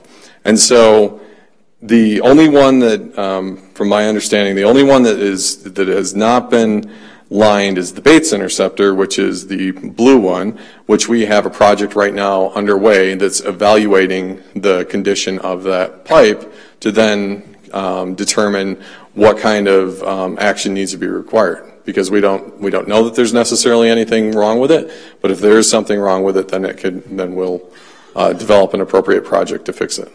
I appreciate that information. I believe my question was more directed because whether we've lined those pipes or not, there will always be some problem or some issue happen, a pipe breaks, something happens. What have you put in place to make sure that we don't wait 2 years from the time that something's identified that we need to have it? It's gone through the supervisory committee, and now 2 years later we're getting it. Have you put some other method or process in place so that we're not 2 years behind or waiting for some issue to happen and then going, oops, we should have done this 2 years ago? So is your concern the fact that it was dropped, or that it had fallen through the cracks? Right. So all I can say is that it was found, and we have addressed it, and so we are continuing to look into all of our systems and agreements to ensure that we have these in place. This agreement does not dictate how quickly we would respond to an actual issue. The issue would be respond to. The two are one. This is more of a clarification, so that in the future it's clear right out of the gate. So there's not an argument at the time of an emergency of who's responsible. Mm-hmm. This is something that if there is an emergency, we'll solve the emergency at that moment, and then we'll deal with any resulting issues of ownership at the time. This takes that away, and so I can't address what happened before I got here. All I can say is we found it since the time that I've been here, and this is how we're getting it addressed.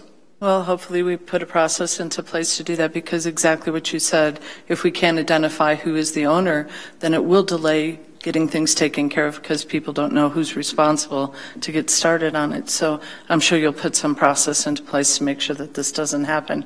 My second question then is more for the attorney.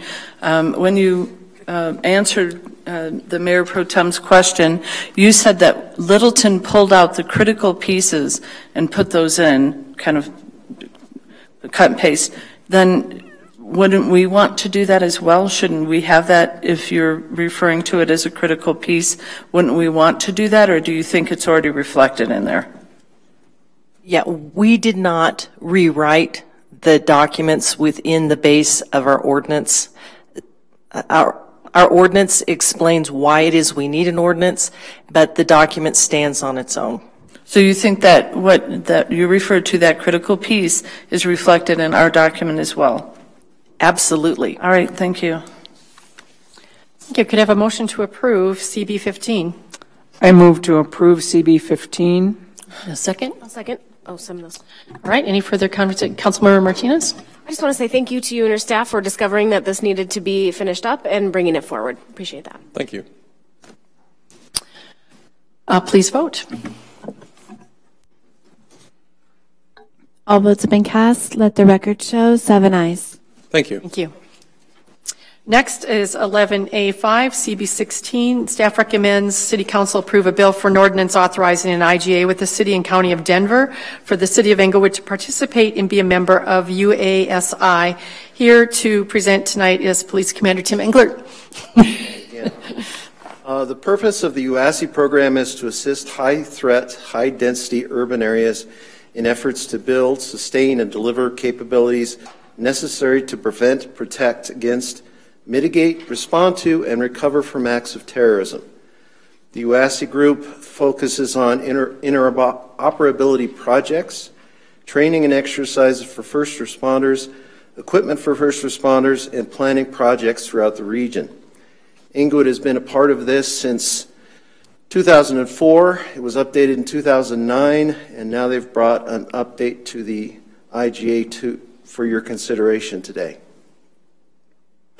Thank you. Any questions?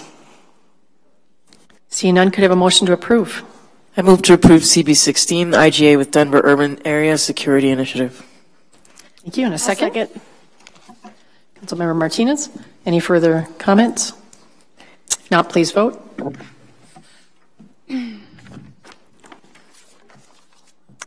Mayor Pro Tem? Mayor Pro Tem Russell now has her light on, so let's hold the vote. I do have some questions because... Do you have questions for him still that yes, moved into the discussion phase? Okay, we're moving back to that then. Go ahead. The question that I have, actually I've got a couple. In reading through this, we are not compliant with the conditions of this per city staff. We do not have an emergency operations plan. And so do we have any signed documents if we've been partnering with them since 2002? Do we have any signed documents of our agreements with them? I believe there should be documents from 2004 and 2009. Was there a reason that they're not in here? Well, I don't have copies of them. I'd have to get them from the city clerk. Part of it I have confirmed with the state. Since we are not currently NIMS compliant, which is a requirement of this agreement, if we have a letter of intent that we are working towards that in a proactive manner, that will suffice for the state. Have we contacted Arapahoe County to set up a meeting with them? Yes, we have. We have a meeting set up for Monday at 11 o'clock at the police station. Okay, with the director of Arapahoe County's... It's a lieutenant who is in charge of their Office of Emergency Management, Lieutenant Nate Fogg. Okay, so do we have documentation that it is okay with the state if we're working towards it? Yes, they would ask to get a letter from the interim city manager on city letterhead stating that fact that we are working in a positive way in that direction.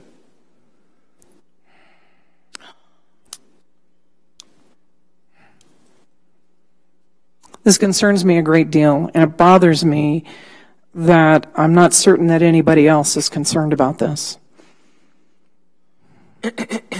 So I'll open it to other. Are you finished? Comments. I am. Councilmember Berenshteyn.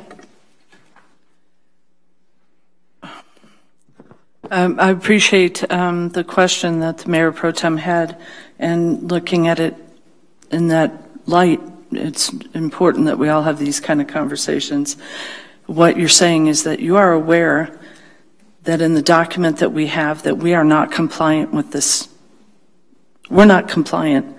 And from what you've stated, we have not told the state that we're not compliant. Is that correct?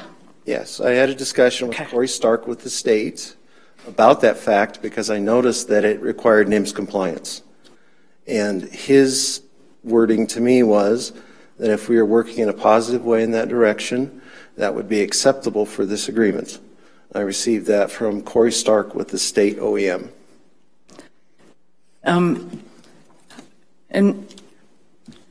until that's documented and that we understand that we're not in compliance and we have an agreement with the people that we are making an agreement with, that they understand we're not in compliance, so that we have some documentation to that, so that later on if something should happen, that it's not just some kind of verbal agreement. We need to have something to stand on, both for their part of this agreement and for our part of the agreement. We need to have documentation. And I don't feel comfortable passing something based off of the conversation. You finished? Yeah. Mayor well, actually, I'm going to go to Councilmember Cuesta since he hasn't spoken yet. That's fine. We're still in the question phase? We moved back to that. We do have a motion, so basically we're in discussion, but we're also asking questions. Okay. So we already had a motion. We discussed extensively last week that we need just to begin pursuing Arapahoe County. It sounds like you're set up for a meeting with them. I certainly do not want to not pass this and not go forward with a program that assists in high threat, high density efforts to sustain capabilities necessary to prevent, protect against, mitigate acts of terrorism. We need to actively work towards NIMS, no doubt about it. I think there's collective agreement there, as we again discussed at length last week, but I certainly don't want to not go forward with this now just because we don't have NIMS in hand right now. So I'll definitely be supporting this, and I think it would be I would be surprised if people do not support this when you read the summary of what this does for the city of Englewood. Thank you. Councilmember Wink. My main role on council is to implement policies that allow the whole community to thrive no matter what comes our way. This policy decision is one such step in ensuring our ability to be resilient, and so I will definitely be voting in favor of this tonight. Mayor Pro Tem Russell. Are other municipalities around us partnering with Denver, like Sheridan, Cherry Hills, Greenwood Village, any of those partnering with Denver? I have a list, if I may go back. Please. My list. Thank you.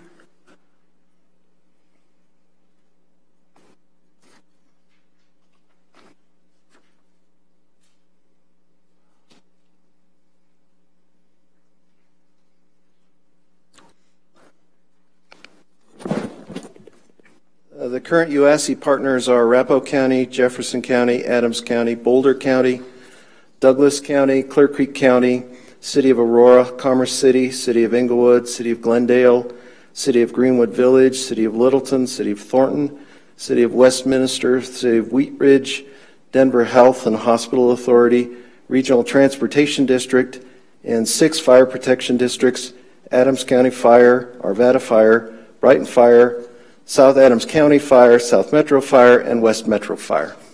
Thank you very much for that list, and thank you for the information. I do feel comfortable supporting this based on the answers that you have given to my questions. So thank you very much. Councilmember Berentine.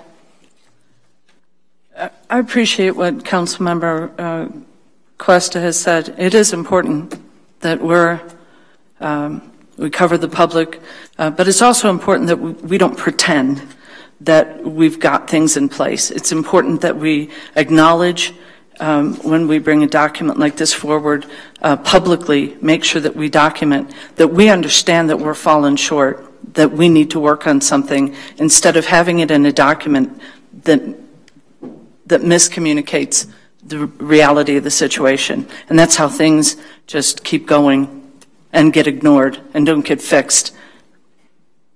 And we've had a serious problem with this. So I want an acknowledgement that we understand that we're not NIMS compliant, that we get some kind of documentation so that I know that the people we're making agreements with understand that, so that we are held accountable to move forward, so that we're not just pretending to keep the community safe and do our part and keep this agreement, but that we're actually doing it and that there's some accountability for it.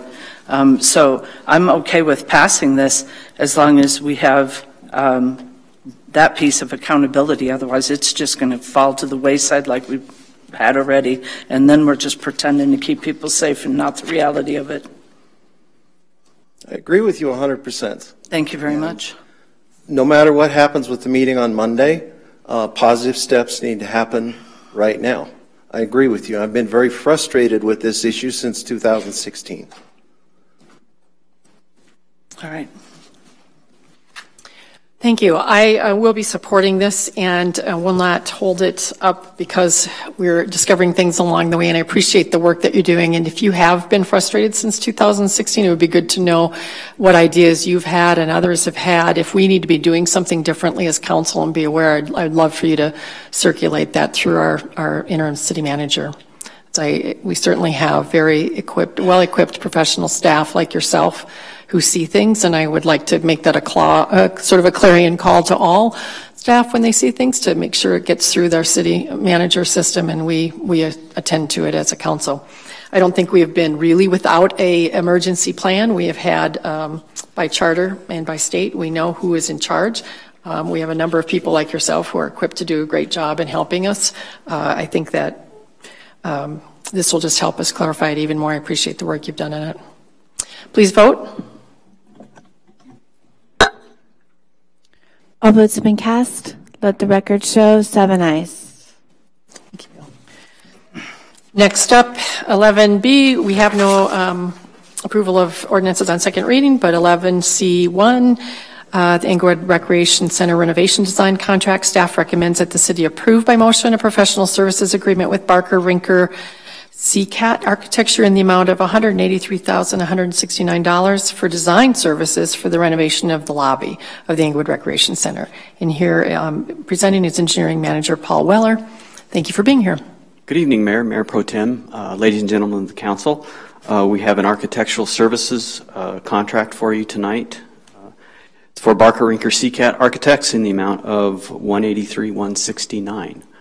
At this time, I'd like to take any questions that you may have. Thank you. Questions for Mr. Weller? Seeing none, could I have a motion to approve 11C1? I move to approve 11C1 Englewood Recreation Center renovation design contract. Could I have a second? I'll second. All right. Any further discussion? Seeing none, please vote. All votes have been cast. Let the record show 7 ayes. That was painless.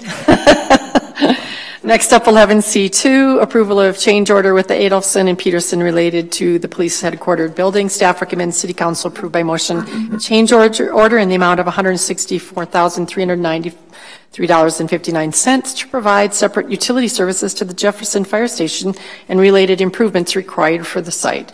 And our Director of Public Works, Maria DeAndrea, is here to answer questions. Good evening, Mayor and City Council. Thank you very much.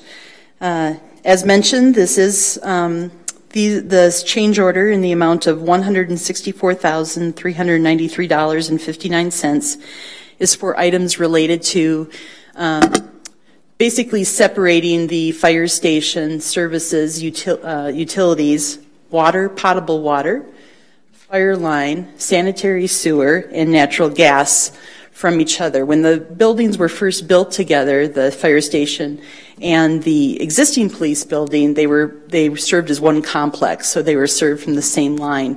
Now that the old one is being torn down, we have to provide new services to the existing fire station. So that's what this entails. So with that, I'll stand for any specific questions. Thank you. Thank you. Councilmember, questions? Seeing none, could I have a motion to approve? I move to approve 11C2, approval of change order with Adolphson Peterson related to the police headquarters building. Thank you. Could I have a second? A second. Zero. Discussion, council? Any comments, concerns? Seeing none, please vote. All votes have been cast. Let the record show 7 ayes. Thank you very much. Move on to agenda item 12, and let me find my notes.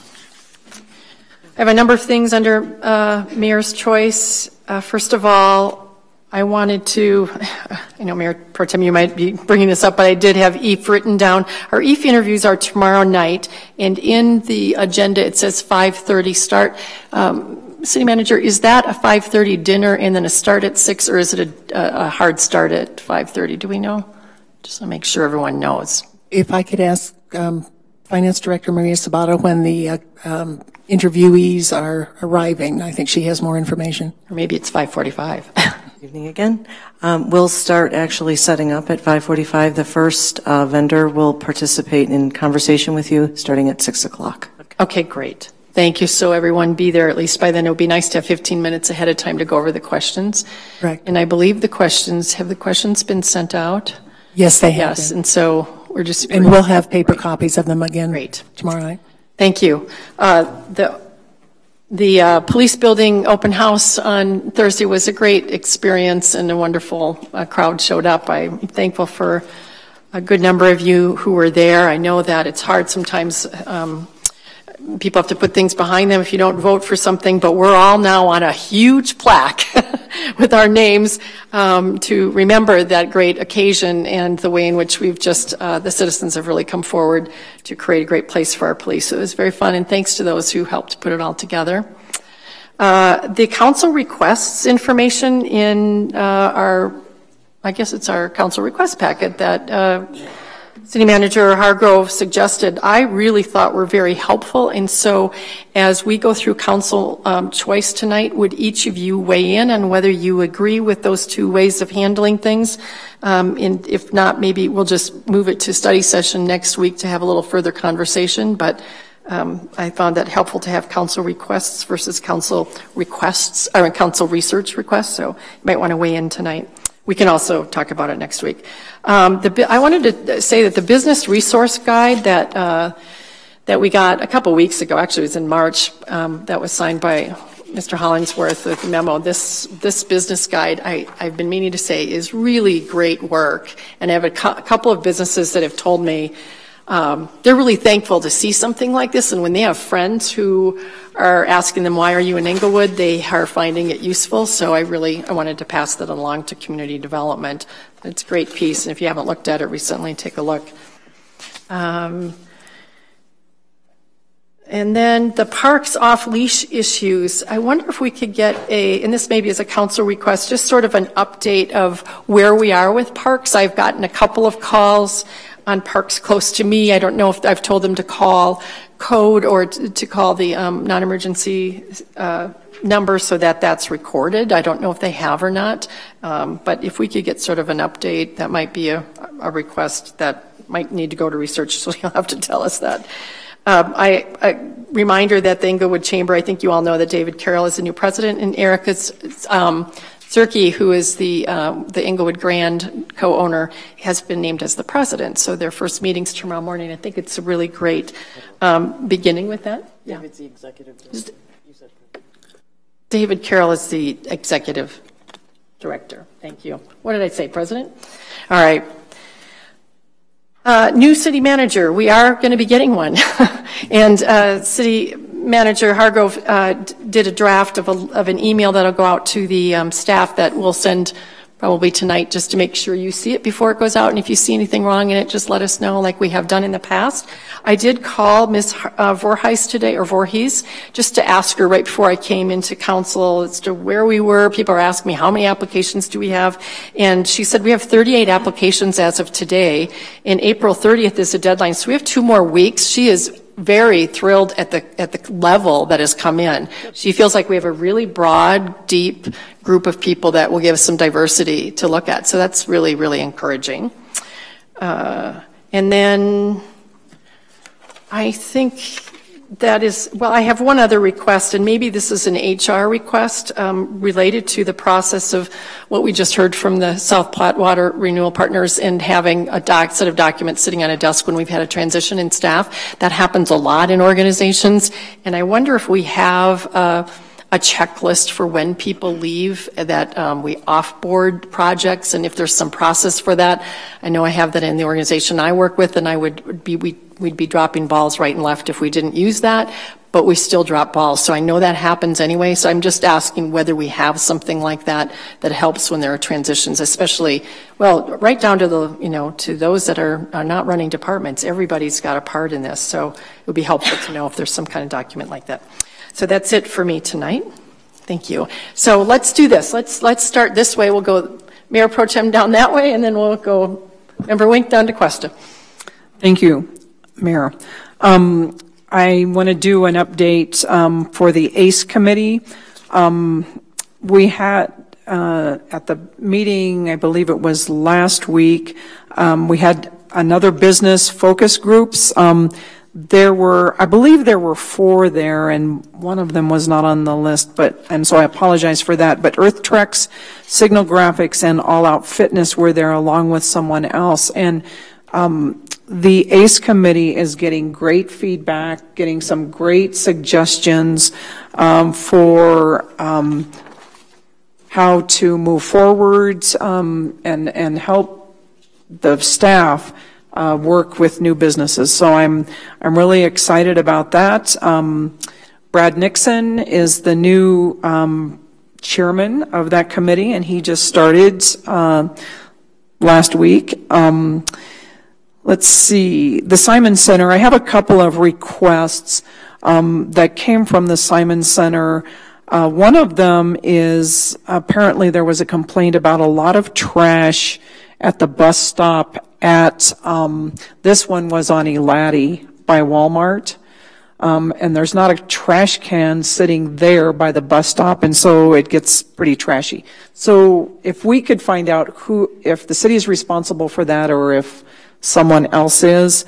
Also at Cafe 180, I believe on the Broadway sidewalk, there is a rubber cover that goes over the electrical. It's been broken for quite a while, and a lot of times, I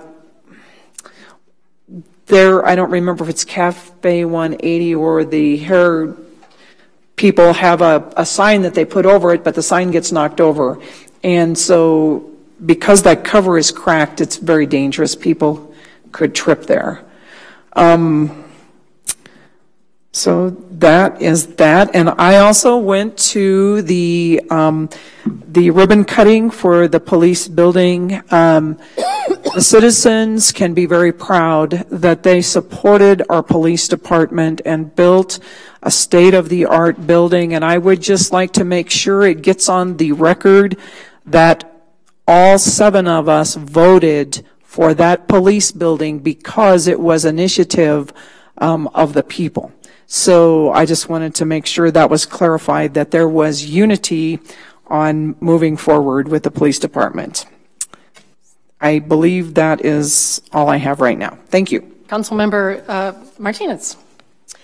Thank you. I will echo the sentiments of a great turnout for the police grand opening building. It was a beautiful building and a great turnout. It was really cool to see so many of our community members there. And thanks to everyone who helped make that project a success and all the voters who determined that that was the best move forward for our city. I think it really is. So I didn't stay for a tour. I have been under the weather, so I missed a couple of meetings. Recently, I missed the Transportation Advisory Committee. That was after that meeting, but want to give an update on Keep Englewood Beautiful. They had a great meeting last week, and there's just a couple events I want to make everyone aware of.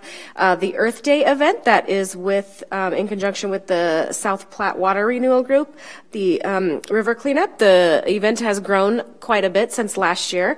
But it is Saturday, April 27th from 9 a.m. to noon. And if you want to register, you can sign up at breckbrew.com/events. They're going to be starting at several different locations this year to make it a bigger event and get more area cleaned up. So if you're interested, sign up for that. Excuse me. There's also a WaterWise workshop event May 1st at the Malley Center. I'm going to be talking about how to do WaterWise gardening. So I think that's something everyone would be interested in. So I wanted to share that here. Several other events, but I will remind us of them when they get closer. And I just had one council request. Excuse me, from a citizen topic tonight. I wonder if we can get the information on the number of complaints around the Emerson Park area, and then also the number of citations that have been given, maybe in the past couple of months or so, just so we can get some idea of the numbers there. And that's all for me. Councilmember Sierra. So just one council request tonight from me, and it was just with the bill for remediation. Just if we happen to have any type of metrics or just some sort of contractor quality survey or just information on this. So we'll start with the council request and see what we get back and decide if we need to go any further with that. I echo the thoughts of the mayor that I have been receiving a lot of feedback from Friends of Englewood Parks. I did get to meet with them shortly on Saturday morning, but they're also antsy too, as Miss Dory and Mr. Miller alluded to, just understanding what we're going to do in terms of either a sales tax initiative or mill levy, that type of thing. So there is just a lot of urgency to just understand what we're looking at so they can help out in terms of just spreading the word on that. And there was one other thing. I can't recall what it is. I believe that's it. Thank you. Thank you. Councilmember Wink. Thank you. In addition to what Member Martinez suggested about the number of citations, et cetera, I was wondering if, in response to Mr. John Dahl's public comment, He made several recommendations, and I'm curious as to how far those recommendations have gone with our city staff. He said that he did have a liaison on the staff that was very helpful to him. I just want to make sure we're at least considering what he suggested. I don't know his level of expertise behind these matters, but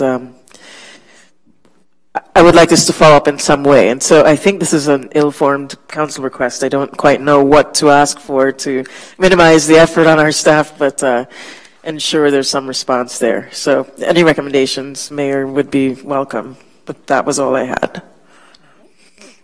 Thank you. Councilmember Barentine. To address the question you asked about the council and core requests, I would like that to go to a study session. And the reason for that is that I would like to know how many are repeat requests. I use as an example the request for the emergency operating plan. Had to be numerous requests to try and get any headway to that. In looking through some of the requests that have been made, the Airbnb comes to mind for the 4100 block of Washington. Numerous requests from numerous council members, and just not, it being because we're not making headway, because people don't think maybe they're getting an answer, or they get a conflicting answer, and it makes them a little uncomfortable that they have to keep asking in order to get maybe what they think is a more accurate response. So if we could go ahead and take a look at that, because I think there's a little bit more work we could do on cutting that down, that has more to do with people just not asking the question, but how we're answering it. The next one would be the Englewood School issue for the construction that came up rather quickly. It was kind of an emergency, and all of a sudden we're discussing it to vote on money, and I think it was wise for us to go back and talk to them. They didn't want to do that at that meeting. I think we need to have that discussion. That information needs to be brought back to us. So I would like to see that information that was originally presented to us, and that what happened at that meeting and that discussion come back to this council. Also, I am that brought up the issue of wanting to make sure that we are supportive and helpful of our school district, and I would like for us to bring to a study session at least what it would look like for us to go ahead and change our ordinance or the charter to go ahead and stop charging nonprofits tax, and see what that would look like and how much that would impact them. That's been brought up several times. We delineated that pretty. I think the discussion really needs to happen if we're going to support them and our other nonprofits. There was a council request that was answered by a flash drive, and we were given information, a plethora of information on a flash drive. I have had several complaints from citizens at the lack of transparency for that. That needs to be made available to, and it has to be made available in a way that's available to the entire public. I don't think it can just be given to us like that. So we need to find a way to make sure that the public has access to those answers too. Whether we break it up, or I would really like to have some answers on how we make sure that that just isn't like held secret in our little hands. So I'm very uncomfortable with that, and we need to address that. As to the emails as well for the fire marshal, just came through, and there were 98 attachments to an answer that she gave and some concerns that she brought forward. That also needs to be public information on those two emails that she did, along with the 98 attachments of information that I haven't even been able to get all through. And I wanted to know whether, when we have scheduled the council to talk to the fire marshal, have we put that on the agenda yet? That's entirely up to City Council. Pardon? That's up to City Council. I have not scheduled that. We can bring that up, but if it's the will of the entire council to do so. I don't believe it was the will of the entire council, but I do believe it was the will of the majority of council at the study session when the mayor asked, and so I would hope that the mayor and mayor pro tem will go ahead and make sure that that gets put onto the agenda. Also, then that brings up an issue both for employees and for citizens, that this council make sure that we protect any employees or citizens that come forward with information, whether it's for EFE, MRF, the flood, the lack of the emergency plan, stockpiling of sludge, inspector problems, or enforcing or the lack of enforcing of code enforcement. I want to celebrate what we do well, but we have to stop ignoring what we don't do well. And we have had some concerns. Some concerns have been brought to me, both from the employees and citizens, that we want to make sure that this council fully supports anybody who comes to this council to provide information, even if it's information we don't want to hear. And I hope that the rest of council will join me in making sure that we do that. And then I am, it's just beyond me how we could have possibly gone ahead and let what happened with that flood, let the current information that's coming out have to keep asking and asking has been very frustrating for us and for the citizens, and still not have not only not this building with an emergency plan and somebody designated so that our employees safe, but the community is not. And I would like to make a motion that on an emergency basis we go with Arapahoe County so that our community is covered until we can go ahead and put either together a designated employee or a plan so that we are in compliance. And I'm asking for a second. Member Barentine, we already have something coming forward to have Arapahoe named, and in the interim time, we have a city manager who is appointed to do that. Are you asking for something different than those two things? Yes, I am. What is it exactly you're asking for? We need to put an emergency measure in place to put Arapahoe County in charge of that now. Now, we had the water main break and we almost had the flood again. We don't get to pick, but you don't sit there and go, we're just going to roll the dice like Russian roulette and keep waiting. We had the last meeting in August 20th. Councilmember Barentine, I'm simply clarifying. I have made a motion to go ahead and put Arapahoe County in charge as our provider until we can go ahead and work out the rest of it. Okay, Councilmember Wink.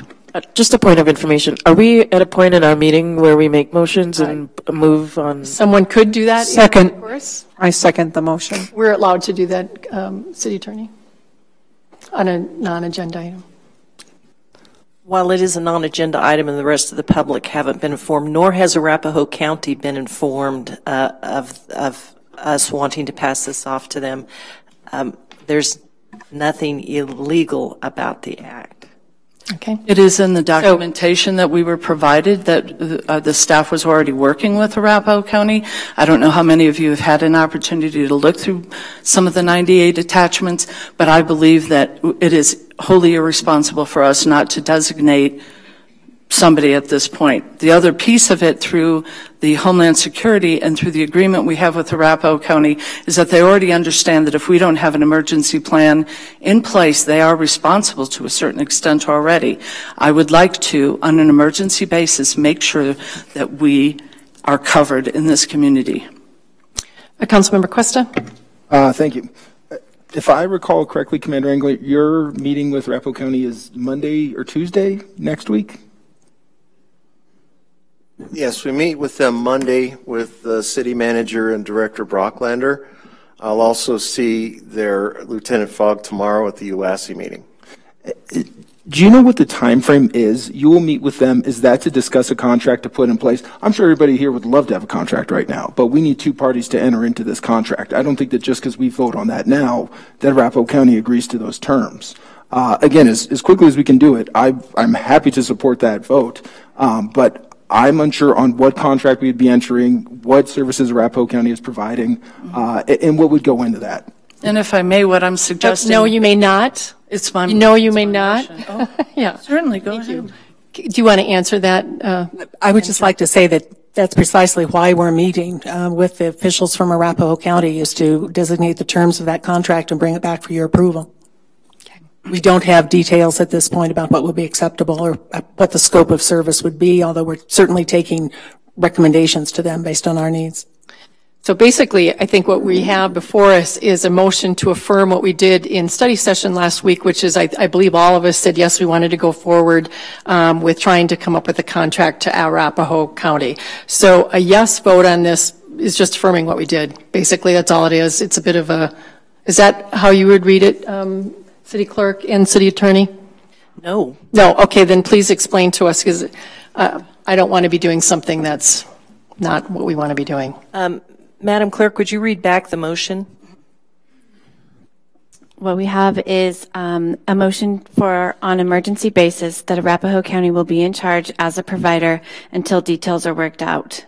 So they would be the designated provider on an emergency basis. Yeah. Thank you.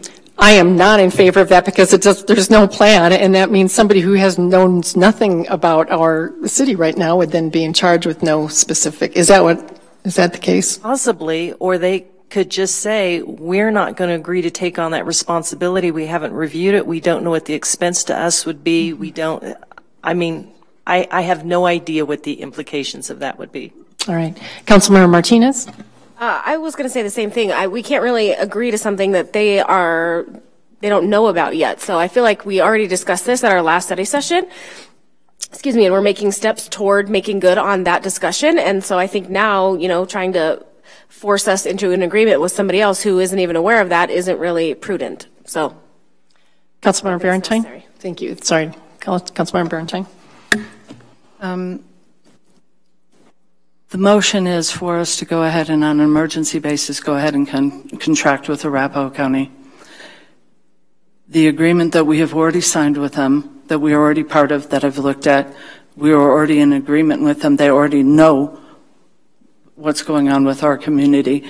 We either do something and commit to that we're going to at least go with Arapahoe County and work out the contract and work out the deal until we can get something in, or we leave this community totally unprotected. And we have done that far too long. So I think this is an unwise process that we're going through right now. I think what we're bringing forward is a full contract that will be fully vetted to make sure that both sides understand what we're entering into, and we will do that as quickly as we can. If we have to vote no on this tonight, I do not want this to look like a grandstanding opportunity to somehow force some of us into looking like we would be against any kind of an Arapahoe County plan here. I am totally for it. I don't want to do something that is absolutely backwards from what would be making it legal and making them actually a partner in this. Mayor Pro Tem Russell. I have a question for Commander Englert. If we had an emergency right now that we needed help with, would we call Arapahoe County? Yes. Yes, we would. And they're very responsive to our requests, and I have no doubt that if we declared an emergency declaration, that they would step in and they would act as our emergency managers by state statute. So without a plan, that is really the first step that we would do, and is that correct? Yes. And we have a very good working relationship with them, and I have no doubt that they would be very helpful. I'll let Councilmember Sierra go next since he hasn't spoken yet. I too will be voting no on the motion. I have no paperwork in front of me in terms of what the contract is. Arapahoe County had no opportunity to actually speak to us about what they understand the contract to be, so I'm going to vote no on this motion. Councilmember Barentine? As Englert has already said, that's exactly what would happen anyway. What we would be doing is acknowledging to move this forward, to do the contract with them, and that we would put them in place. I am very disappointed that anybody's making this political. This is about the safety of our community, and I am saddened by that, and I don't like the misinterpretation of what I'm trying to accomplish here, is that we acknowledge What we discussed in study session was not an agreement to go ahead and move forward with Arapahoe County until we can go ahead and get something done so that we at least have some acknowledgement that we are trying to protect the community and stop making this political. That is really very disheartening. As it is to me, thank you very much. Councilmember Martinez. I, again, feel like we already had this discussion at our last study session. We all agreed to move forward in working with Arapahoe County and working out the details. So I think this is just a reiteration of what already happened. Councilmember Cuesta. Could you read the motion one more time, please? I will do my best. Kind of encompass it. Motion to designate on an emergency basis Arapahoe County to be in charge as our provider for emergency management. With that, does that sound pretty clear? Right to move forward with the contract. That's correct. But that now you're saying the right to move forward with the contract. It's not what I asked the question. I answered her. I realize that you're uncomfortable with this. I want to just protect. Councilmember Quest is on. It's a secondary question. Commander Englewood, if I understood correctly then, if we were, God forbid, to have an emergency take place tomorrow, by state statute, Arapahoe County would be required to assist if we requested that assistance? If we have an agreement with them. If the interim city manager issued a disaster declaration, they would come into play. They're the next step in the process. And that would be regardless if we have passed this motion this evening or not? Yes. They would, by state statute, be coming in to assist us. Thank you, sir. Thank you, Mayor. Mayor Pro Tem Russell, and we're going to wrap it up. Is there a way to reword the motions to reflect the decision that we made? We really didn't make a decision in study session because we can't make a decision. Is there a way to word the motion? It's up to you. I mean, for what reason? It's already said in this. We're wasting our time. We are all incredibly committed to something happening. We said last week, staff, please bring back an agreement and an IGA. I don't know, City Attorney, if there's anything else we could do in terms of wording it so that it's clearer and it's a declaration more than anything else and not a binding motion that would mean they have to do whatever we tell them to. If I'm interpreting correctly, I think what Mayor Pro Tem wants to do is, instead of have a consensus to bring it back, have an actual motion to bring it back, which would make it a formal action instead of a informal action. The outcome might be the same, but at least it is a something the public can refer back to and see a formal action moving forward. So how would she need to reword that?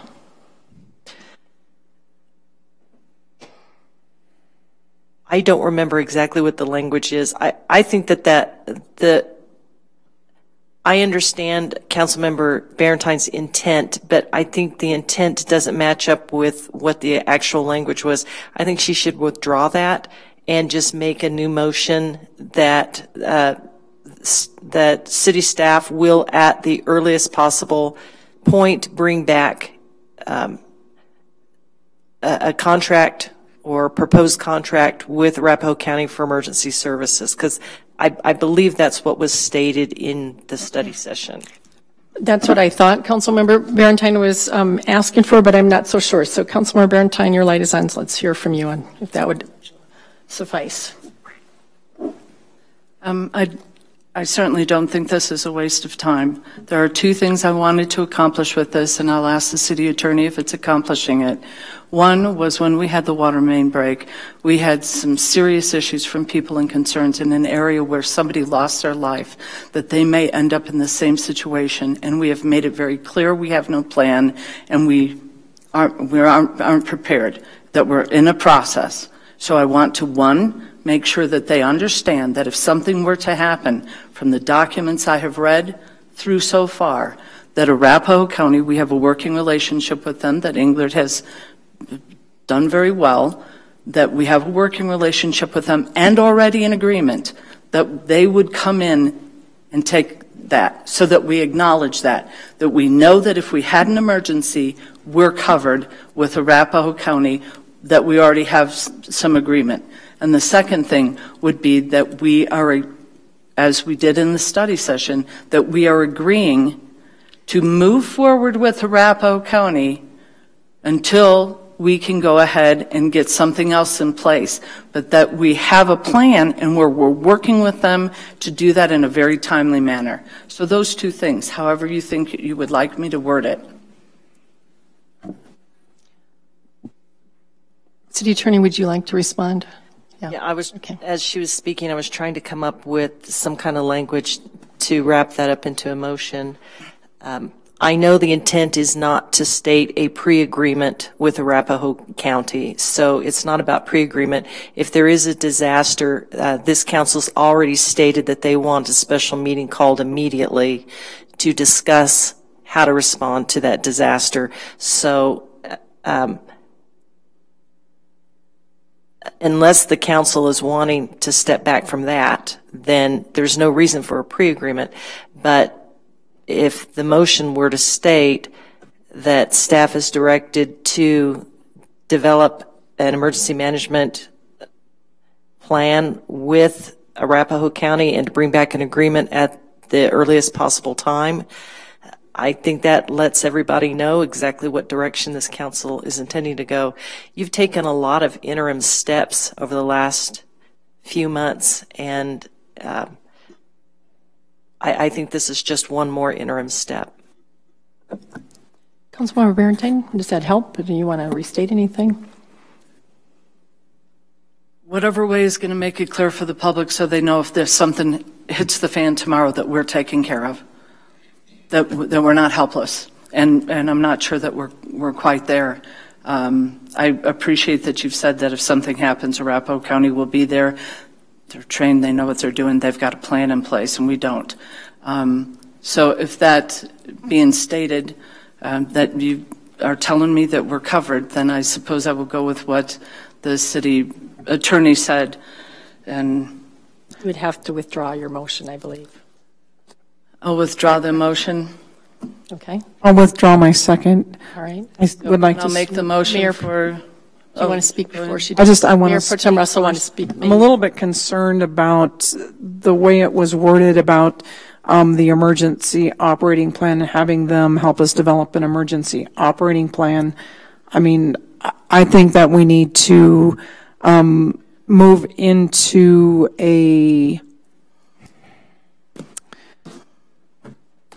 really pursue the relationship with them until we have developed our own emergency operation plan.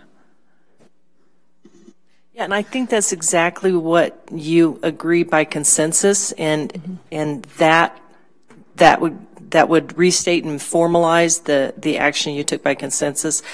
I'm doing the very best I can off the cuff to try to come up with language. Right, and I appreciate that. I mean, just when you said it, I thought, I'm not sure that's, Councilmember Barentine, do you want to make the motion, or? I appreciate what you said. I want to go ahead and do it a little bit more with her language like that, that we can either adopt their plan or until we put our own in place so that we have some kind of coverage that we have more control over, if you think. How would you like that worded? How about if I put forward that our motion would be that we adopt our consensus from last week to bring forward at the earliest possible moment an IGA with Arapahoe County to serve as our emergency management team to back us up in any emergency from now until we decide to change that, which could be hiring an emergency manager person. Perfect. Is that it? All it is confirming what we did last week. We're not entering into something that they have not yet agreed to. We're not preambling them. Okay. I don't believe that that's exactly what we had consensus for last week, but I do agree with that. It answers what I need. All right. I guess that's a motion. Whose motion is it? Second. I think it's yours. Yep. All right, I have no trouble voting. Still mine, that's fine. Voting yes for this now. I'm glad to take it on. I'm fine to say that that's my motion, and I have no trouble supporting this. It's very clear. It's what we agreed to last week, and I absolutely hope we can get it done sooner than later, and I'm so thankful you're starting with one visit on Monday, and hopefully there'll be another. I do want to say in the meantime, though, we have had a second, because we can talk about this now, that I do not believe that our city was at all negligent last week during the main break. I went over there twice with my van. There was nothing unusual over there. It was a normal, I mean, I've had breaks like that in my neighborhood where it's been up to people's doors. That was not at all what happened. So I do believe it's scary and the time is difficult. I am not going to dismiss that in any way whatsoever, but I do want to say that I think that Manager Hargrove and her team managed it as the best they could, and there was no need for sandbags. If any of the businesses along there needed them, they would have said something as well. So I know this is a difficult time when we have people who have had experienced all kinds of difficulties, and but I don't believe that it was at the level that I think we're making the sound. I do believe we have to have a plan, and we have to have a great backup when we need it. So I have a second to my motion. I would like to go ahead and get this voted on. There was a second. Okay. Rita had the second already, so let's move forward. Any further comments from council? All right, please vote. All votes have been cast. Let the record show 7 ayes. All right, Councilmember Cuesta, you're next. Thank you. I wasn't finished. You took over 10 minutes just in your own time. I can't help it that you had that many questions. I had one more. No, that was before we got into the vote. So, do you have about a minute to finish up? I mean, it's council's pleasure. Would you like me to stop it now, or do you want me to move it along? I could have been done by now. Would you, counsel? I don't care. I've been asked to be the presiding officer. Do you want me to keep going or not? You want to give her another minute? I hate to interrupt the council member. I will support it, but I open it up to the floor. Councilmember Wink? You're fine to keep going with her? For how much time? Another minute? If in 60 seconds, sure. All right. Mayor Pro Tem? Mm-hmm. I'm fine with that. We're already 30 minutes into council member choice. I'm fine for one more minute. Councilmember Sierra. I'd prefer to move it over to Councilmember Cuesta. Right. You have 1 minute. Councilmember Barentine. I do a lot of work and a lot of research so that you guys don't have to spend your time, so you could give me a couple of minutes to go ahead and disseminate that out to you. We had the fire marshal give us a lot of information, and she told us we were being lied to. I want to make sure that we get her in as soon as possible, get the information straight so that when we move forward for the emergency plan, and we have to make sure that all of that information is public. And I want that done tomorrow so that you can discuss it at the mayor-manager meeting. Maybe if everybody would do the kind of research work, we'd all have some better conversations. Thanks for the minute. You're welcome. Mr. Cuesta? I think the council does a fair amount of research, everybody individually, and I think it's tough to disparage all of council saying they don't do research. If you care to, you can, but I think it's I'm sorry, just you're false. right. I apologize. I was angry with the comments. I think I've done the work, and I was bringing something to the table. All right, please stop. Please stop. Thank you very much. The issues at hand. The off-leash has come up. I brought it up last week as I had a constituent reach out to me as he felt it wasn't being enforced thoroughly enough. Now, this was kind of out there in District 4 Rotolo, and then we had some folks tonight who thought it was being over-enforced. And, I think both could be honest in their perspective there, and so I think we do need to find that middle ground. It seems to be taking on it's just getting noticed more. I think I've seen a couple posts on Nextdoor regarding this too. It's a passionate issue for people. I think both those who use the park in a non-dog manner and those who bring their dogs there. So I appreciate that code enforcement is paying some attention to it. One of the things I did want to clarify, the constituent that reached out to me initially on what he felt was the lack of enforcement, he was under the impression that they weren't doing enforcement on the weekends, or that was what was conveyed to him when he called the non-emergency line. The folks that spoke tonight, it seems that they're getting enforcement on the weekends. Now that's different sides of town, different parks. Is enforcement taking place during those on-leash hours every day? We don't have, and I'll let Commander Englund follow up if I misrepresent, but we don't have enough officers to cover every weekend, every night, hour, but they are doing, they've scheduled some officers so that they'll be available on some weekends, or at least part of each weekend, but there's not a blanket decision by code enforcement not to work on weekends. It's a matter of scheduling so that they can work throughout the week as needed. Thank you. Secondarily, and it does go to that water main break, I made it over there pretty shortly after that car accident occurred. I think it's worth emphasizing, this happened because a car hit a fire hydrant. This wasn't an infrastructure failure or anything that is part of the city's, again, built-in infrastructure. So it was a car hit our fire hydrant. I thought that there was an incredible response by city staff. When I was out there, I couldn't believe the amount of emergency staff that was on site, Public Works. It was cold that day. There was a storm coming in. I believe they worked even portions of the next day. So I thought it was a commendable effort that they put forth in getting it resolved. As a matter of fact, what came to mind for me is we had so much staff out there, is what's the expense associated with that? And that's where I was wondering, I believe we got an email that said the gentleman was insured. I'm thinking we have to have tens of thousands of dollars worth of labor and equipment costs, et cetera, in that, if not more.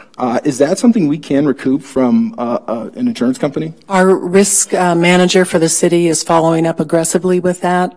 The very initial estimates from our utilities department was that we expended over $100,000 in repairs between, their work and the street repairs, and we'll definitely aggressively go after the insurance that I hope will be available. We're optimistic.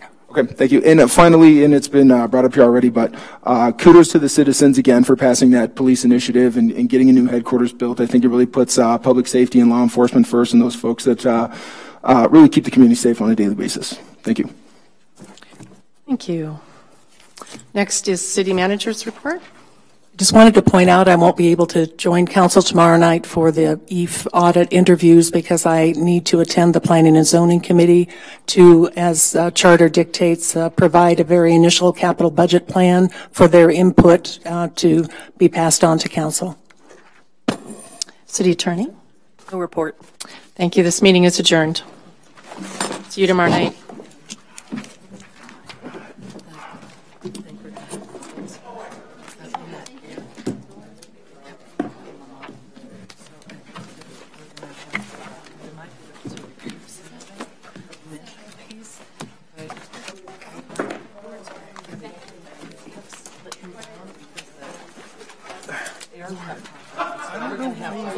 Okay, that's fine. I don't know why you say you're the only one who does research. Because that's not true, and you shouldn't say that. I totally apologize. Dan, you get caught up in the moment. You're saying that on the dais in public. That's on the record that you're the only one who does research. It's just not true.